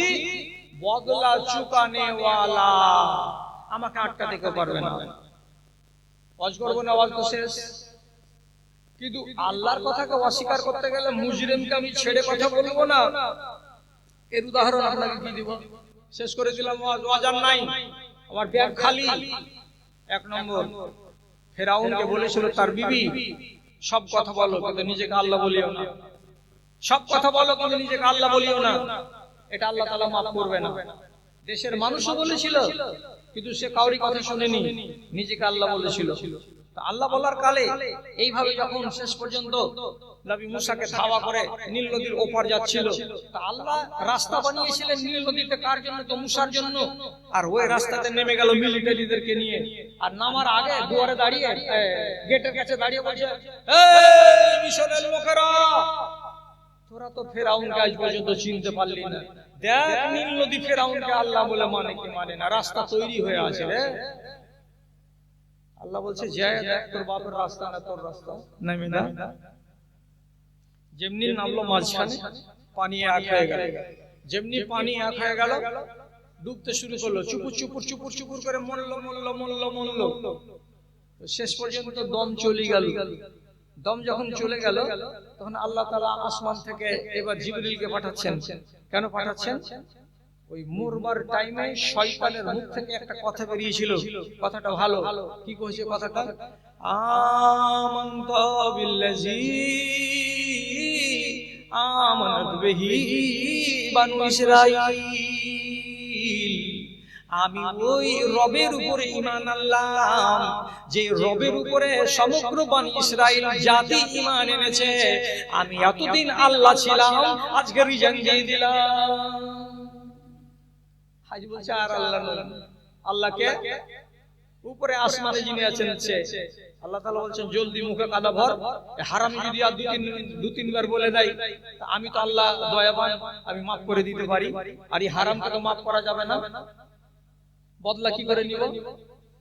তখন আল্লাহ তাআলা বলছেন তুই তো বিনা শব্দে আর বিনা কথাতে শেষে ওইটুকু বলে দিয়ে তুই কবরে চলে গেলি, তোর সাজাটা কি? তাহলে আল্লাহ তাআলা কোরআন বলছেন ইন্না নুনজিকা বিবাদানিকা, আল্লাহ ভুলে গেল। আল্লাহ তাআলা বলছেন যে ফেরাউন তোর মতো জল্লাদকে আমি মাটির উপরে হারাম করেছি, তোকে খাবে না। পানির উপরে হারাম করেছি, তোকে খাবে না। পোকার উপরে হারাম করেছি, তোকে খাবে না। কেন? এই জন্য খাবে না, লিনাজআলাকা আয়াতান লিমান খালফাকা, তুই মরে যাওয়ার পরে যত দুনিয়াতে মানুষ আসবে সবাইকে জ্ঞানের চোখ দিয়ে দেখতে হবে আর জ্ঞান নিতে হবে, তার জন্য তোকে রেখে দিলাম। তোকে পোকাতে খাবে না, কিছুতে খাবে না। আল্লাহর সঙ্গে বাকড়ামি করার সাজাটা কি? কেউ যদি জিজ্ঞেস করে তোকে বলতে হবে নাম কি তোমার? আব্দুর রহমান। অ্যান্ড্রয়েড মোবাইল আছে? যা আছে জলদি খুলো বাপ, খুলে দাও।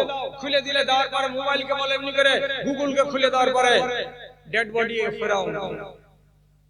কি বললাম? ফেরাউনের মরা লাশ।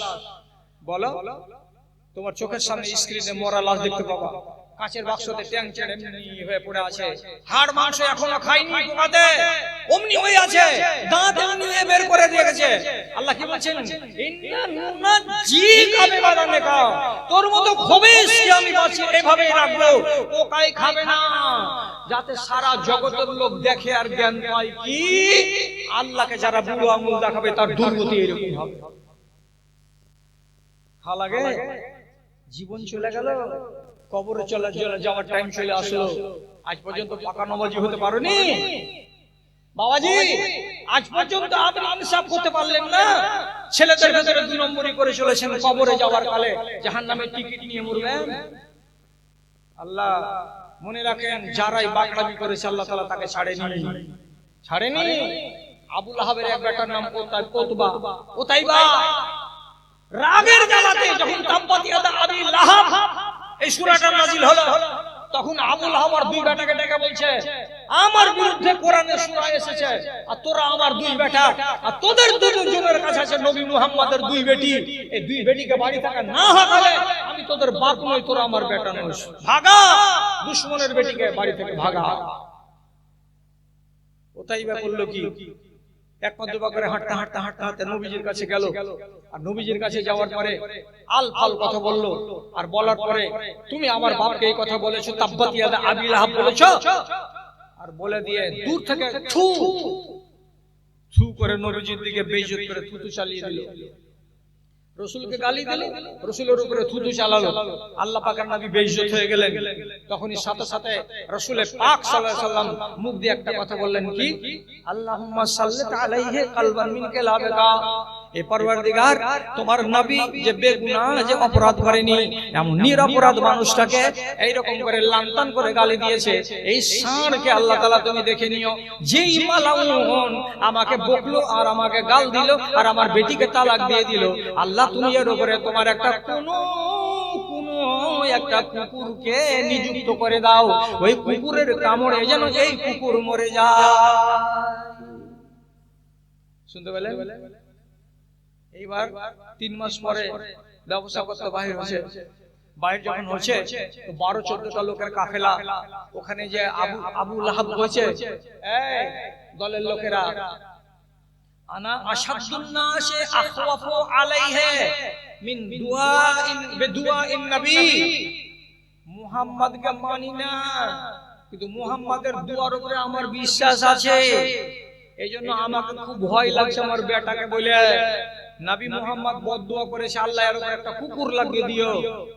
এই জন্য বলছি বাপজিরা, তোমরা বিদেশে যাইছো তো যেতে গেলে আমার বেটাকে জীবনে কোনোদিন যাওয়া পর্যন্ত আর বাড়ি আসা পর্যন্ত কিনারাতে ঘুমাতে দিও না, তোমরা চারিদিকে ঘুমাবে আর আমার বেটাকে মাঝখানে করবে। হতে পারে নবী মুহাম্মাদের দোয়া কবুল, আমার ছেলেকে কুকুরে কামড়াবে, জীবন চলে যাবে। ঠিক আছে চাচা।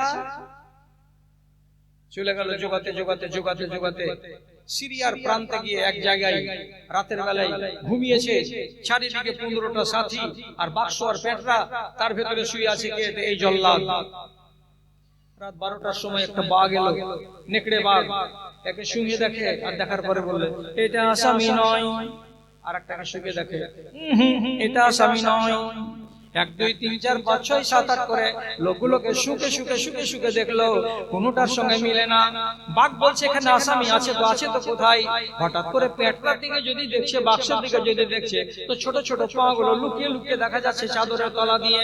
এক পা দুবার করে বাঘ ওখানে গেল, যাওয়ার পরে নাক লাগিয়ে যেমনি শুকে দেখা মাত্র মুখটা শুকিয়ে বলছে আসামি পাওয়া গেছে।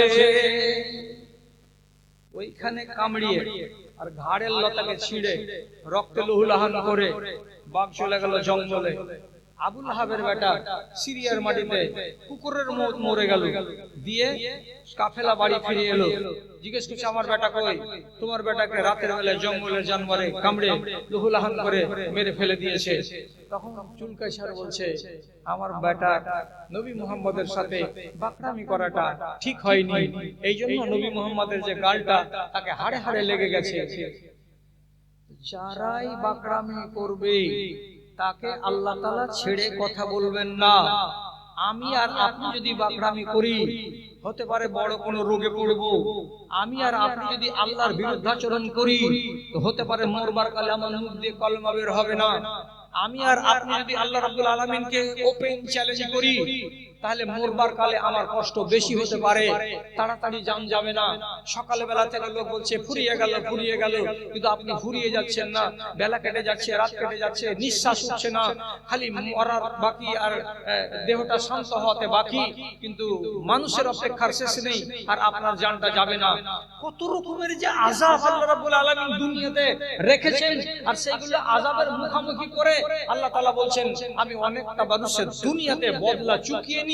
কেন? যে আমি হলাম এমন জাতের জাত, আমি বদলা চুকাতে অত্যন্ত শক্তিশালী। আমি কাউকে ডাকি না, আমি কাউরি পরোয়া করি না, আমার ইচ্ছা হলেই আমি বদলা চুকিয়ে নিই। আল্লাহর কাছে দোয়া করব, যতটি আমার খালা এখানে বসে আছেন, প্রথমে আর আমার ভাইয়েরা আর আমার বাপেরা, প্রথমে আপনারা মুহসিন মুসলমান হয়ে মরেন। মুহসিন মানে কি? নফল নামাজও পড়েন, ফরজটাও পড়েন, রোজা ফরজটাও করেন, তার সাথে সাথে যদি পারেন তো নফল রোজাও করেন। কেন? যে জান্নাতে একটা গেট আছে, গেটটার নাম হলো রাইয়ান।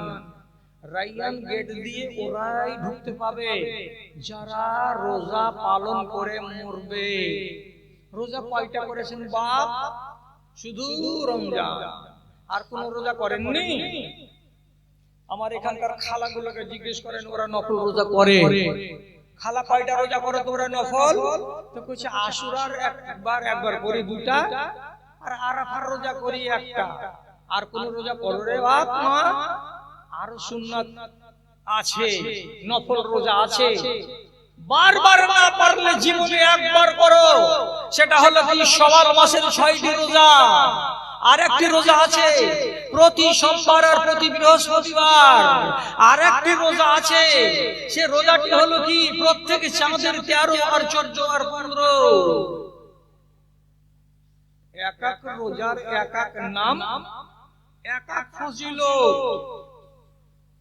আর মারাকে বলছি, বাপেরাকে বলছি, যাদের আপনাদের বয়স হয়ে গেছে, বিগত দিনের খেসারত যদি দেওয়ার মন থাকে তো কমসে কম 2 কিংবা 4 কিংবা 6 কিংবা 8 রাকাত নামাজ আর তার সাথে 3 রাকাত বেতর ফজরের আজান হওয়ার আগে পড়তে অভ্যাস করেন। যে ব্যক্তি এই নামাজ পড়বে সেই ব্যক্তির গায়ে গুনাহার বাস একটুকু থাকবে না, আল্লাহ সব মাফ করে দেবেন ওই মানুষটাকে। কেন? তো ওই রাতের নামাজটাকে বলা হয় তাহাজ্জুদের নামাজ। যে মানুষ তাহাজ্জুদের নামাজ পড়ার জন্য উঠে তাকে কয়েকটা নিয়ম পালন করতে হয়। উযু করবে, আর উযু করার পরে মুখটাকে উপর দিকে করে আলে ইমরান সূরার শেষকার 15টা আয়াত পড়তে হয়, আর তার সাথে সাথে সুবহানাল্লাহ 10 বার, আলহামদুলিল্লাহ 10 বার, লা ইলাহা ইল্লাল্লাহ 10 বার, আস্তাগফিরুল্লাহ 10 বার, আল্লাহুম্মা ইন্নী আউযু বিকা মিন যিকরিদ দুনিয়া ওয়া যিকরি ইয়াউমাল কিয়ামা 10 বার বলার পরে নামাজে দাঁড়াতে হয়। তো যে মানুষটা রাত্রি 4:30টার সময় সারা দুনিয়ার মানুষ ঘুমিয়ে আছে আর এমন টাইমে উঠে যদি দাঁড়িয়ে দাঁড়িয়ে আল্লাহ তাআলাকে 10 বার বলে আস্তাগফিরুল্লাহ আস্তাগফিরুল্লাহ আস্তাগফিরুল্লাহ, আল্লাহ তুমি আমাকে মাফ দাও, আল্লাহ তুমি আমাকে মাফ দাও, তো আল্লাহ রাব্বুল আলামিন বলেন, ওরে বান্দা, দিনের বেলায় বলতে আসিসনি, রাতের বেলায় বলতে এসেছিস কেন? এই জন্য যে সারা দুনিয়া ঘুমিয়ে আছে আর আমার অফিস আদালত জেগে আছে, আর তুই এই টাইমে সুযোগ নিতে এসেছিস। যা, তুই যখন আমার কাছে মাপ চাইছিস তখন তোর গা আর হাতকে ধুয়ে মুছে আমি পরিষ্কার করে দেব। চেষ্টা করুন রাতের বেলায় ছোট করে ধরতে গেলেও নামাজ পড়তে। আর বলছি, মুসলমান হয়ে মরিয়েন না, মুমিন হয়ে মরেন। মুমিন মানে কি? 5 ওয়াক্ত নামাজ পড়েন, সুন্নাত নামাজটি পড়েন। যাকাত দেওয়ার তো আপনার আওকাত নেই, যাকাত আপনাকে লাগবে না। গরিব মানুষ, আপনার উপরে হজ ফরজ নেই, হজ আপনাকে করতে হবে না। কিন্তু জীবনে চুরিতে যাবেন না, ডাকাতিতে যাবেন না, কাউকে মারতে যাবেন না, পড়োশিকে কষ্ট দেবেন না, পরনারীর সঙ্গে ছিনতাই রাহাজানি করতে যাবেন না। এইগুলো থেকে নিজেকে বাঁচিয়ে রেখে যদি আপনি জিন্দেগি গত করে মরেন, আর আপনার যদি পুঁজি কম নিয়েও মরেন, আপনি মুমিন হয়ে মরলেন। আপনাদের জন্য দোয়া করছি, পারেন তো নাম্বার 1 ক্যাটাগরির মুহসিন হয়ে মরেন, যদি না সম্ভব হয় তো মুমিন হয়ে মরেন। আল্লাহ যেন আপনাদেরকে মুসলমান করে মরণ না দেয়। আজকের মতো আপনাদের সামনে এই কথাটাই ছিল শেষ কথা, আর এরপরে আমার আর বক্তব্য নেই। আমি টানা 5 দিন জালসা করে আজকের দিনটা রেখেছিলাম আরামের জন্য। আমার ভাই মাওলানা মুনিরউদ্দিন সাহেব বলছে, মাওলানা আমাদের ইজ্জতটা রাখেন, একটাও মাওলানা পাওয়া যায় না, আরামটাকে একটু হারাম করেন। আপনাকে রাত 12টার আগে ছুটি দিয়ে দিব, বাড়ি গিয়ে আরাম করবেন। বকতে কটাতে শুরু করেছি, ঘড়ি বলছে 4 মিনিট কম 12টা। ঘড়ি বলার আগে আমি বুঝতে পারছি যে আমার 12টা বেজে গেছে। তা আপনাকে আর জ্বালাবো না, যতটি কথা বলার ছিল আমি বলে দিলাম। আগামী দিনে যদি বাঁচি তো যেটি কথা বাকি থেকে গেল আপনি আমাকে স্মরণ করাবেন, আমি আপনার জন্য সে কথাগুলো বলবো। শুধু এইটা আরজি জানালাম, মাদ্রাসা আপনাকে বাঁচাতে হবে। দান খুলে মাদ্রাসাকে, মন খুলে মাদ্রাসাকে দান দেবেন, আর মাদ্রাসার আপনি দরদি হয়ে বাঁচেন। 2 নম্বর কথা, এই সামনে গেট দেখতে পাচ্ছি, গেটটার বাম দিকে এখানে ছোট ট্যাক্সি খাড়ো আছে। ওই ট্যাক্সিটাতে এই বছরের একখানা কিতাব আপনাদের মতো মানুষের জন্য নিয়ে এসেছি, যারা সুন্নাতের দরদি তাদের। তার নাম কি? জান্নাতের একটি ভিআইপি গেট, রাইয়ান। 100 পাতার বইখানি, মাত্র 40টা টাকা। 3 জন বন্ধুতে মিলে চা পান খাবেন তো শেষ। ওই ট্যাক্সিটার কাছ থেকে যাবেন আর নিজের মা বেটির জন্য একখানা কিতাব নিয়ে নেবেন, পড়বে, সবাই উপকৃত হবে ইনশাআল্লাহ। ওই গোড়াটা দিয়ে যান আর নিয়ে নেন, টাকা আদায়। প্রশ্ন, আসসালামু আলাইকুম সম্মানীয় শেখ, আমার প্রশ্ন, একটি মেয়ে পালিয়ে গিয়েছিল, এরপরও আমি ওই মেয়েটিকে বিয়ে করতে চাই, এটা কি জায়েজ? মেয়েটি পালিয়ে গেছিল, মেয়েটি কি কাউরির সাথে পালিয়ে গেছিল? শুধু পালিয়ে গেছিল, পালিয়ে জঙ্গিপুরে 2 দিন থেকে বাড়ি চলে এসেছে, বিয়ে করো? আর যদি বলো যে কাউরির সাথে পালিয়ে গেছিল, তাহলে পালিয়ে গিয়ে থাকলে ওই মেয়েটি এখন শরীয়তের নজরে গুনাহগার, যেহেতু পালিয়ে গিয়ে যদি শারীরিক সম্পর্ক কায়েম করে থাকে আর ও যদি স্বীকার করে হ্যাঁ ওই ছেলেটার সাথে আমার শারীরিক সম্পর্ক হয়েছে, তাহলে তাকে অবিবাহিতা নারী হলে 100 কোড়া মারো, মেয়েটি পাক। আর ছেলেটার সাথে যদি বিয়ে হয়ে থাকে আর ওর বাবা যদি অনুমতি না দিয়ে থাকে, এটা বিয়ে হয়নি, সুতরাং ওই মেয়েটিকে তুমি বিয়ে করতে পারো, এতে কোনো দোষ নাই। তবে একটা কথা বলে দিচ্ছি, কি কথা, কোন নারী যদি প্রকৃতি এমন হয় যে তার প্রবৃত্তিটাই হলো ব্যভিচারী, অর্থাৎ যাকে আমরা গাইয়া ভাষাতে বলি কি ছুঁচকি, কোন বেটি ছেলে যদি ছুঁচকি হয়, তো তাহলে তোমার মতো একটা ভদ্র মানুষ যদি নমাজি হও, তো তাহলে ছুঁচকি বেটি ছেলেকে বিয়ে করতে যেও না। কেন? আল্লাহ তাআলা সূরা নূরে বলেছেন, আল খাবিসাতু লিল খাবিসিন ওয়াল খাবিসুনা লিল খাবিসাত, পবিত্র ছেলেদের জন্য পবিত্র মেয়ে আর অপবিত্র মেয়েদের ছেলেদের জন্য অপবিত্র ছেলে। আবার উল্টিয়ে পবিত্র মেয়েদের জন্য পবিত্র ছেলে আর অপবিত্র মেয়েদের জন্য অপবিত্র ছেলে আল্লাহ দুনিয়াতে মওজুদ আছে। বিয়ে হওয়া জায়েজ বটে, কিন্তু তুমি যদি শরীফ হও তা নিজেকে বাঁচিয়ে রাখো যে না আমি একে বিয়ে করব না। আর বিয়ে করতে গেলে বিয়ে করা জায়েজ। আল্লাহ আমাদের সবাইকে হেফাজত করুন, আল্লাহ তাআলা আমাদের গুনাহ খাতাকে মাফ দিন, আর আল্লাহ তাআলা আমাদের আগামী জীবনকে কল্যাণ করুন। আপনাদের জন্য এই সর্বাঙ্গীন সুখ শান্তি কামনা করে আজকের মতো এখানে ইতি টানছি। আল্লাহ হাফেজ। মায়েরা আর ভাইয়েরা গাড়ির ঘোড়া দিয়ে যখন যাবেন ভিড় করবেন না, যদি না পান তাহলে আবার কয়দিন পরে দক্ষিণ গ্রামে নাসমুল হক সাহেবদের মুমিন টোলাই আবার জলসাতে আসবো, সেদিন যারা পাবেন না তাদেরকে দিয়ে দেওয়া হবে ইনশাআল্লাহ। ঝগড়াঝাটি করিয়েন না আপনারা। আসসালামু আলাইকুম ওয়া রাহমাতুল্লাহি ওয়া বারাকাতুহু। ওয়া আলাইকুম আসসালাম ওয়া রাহমাতুল্লাহি ওয়া বারাকাতুহু।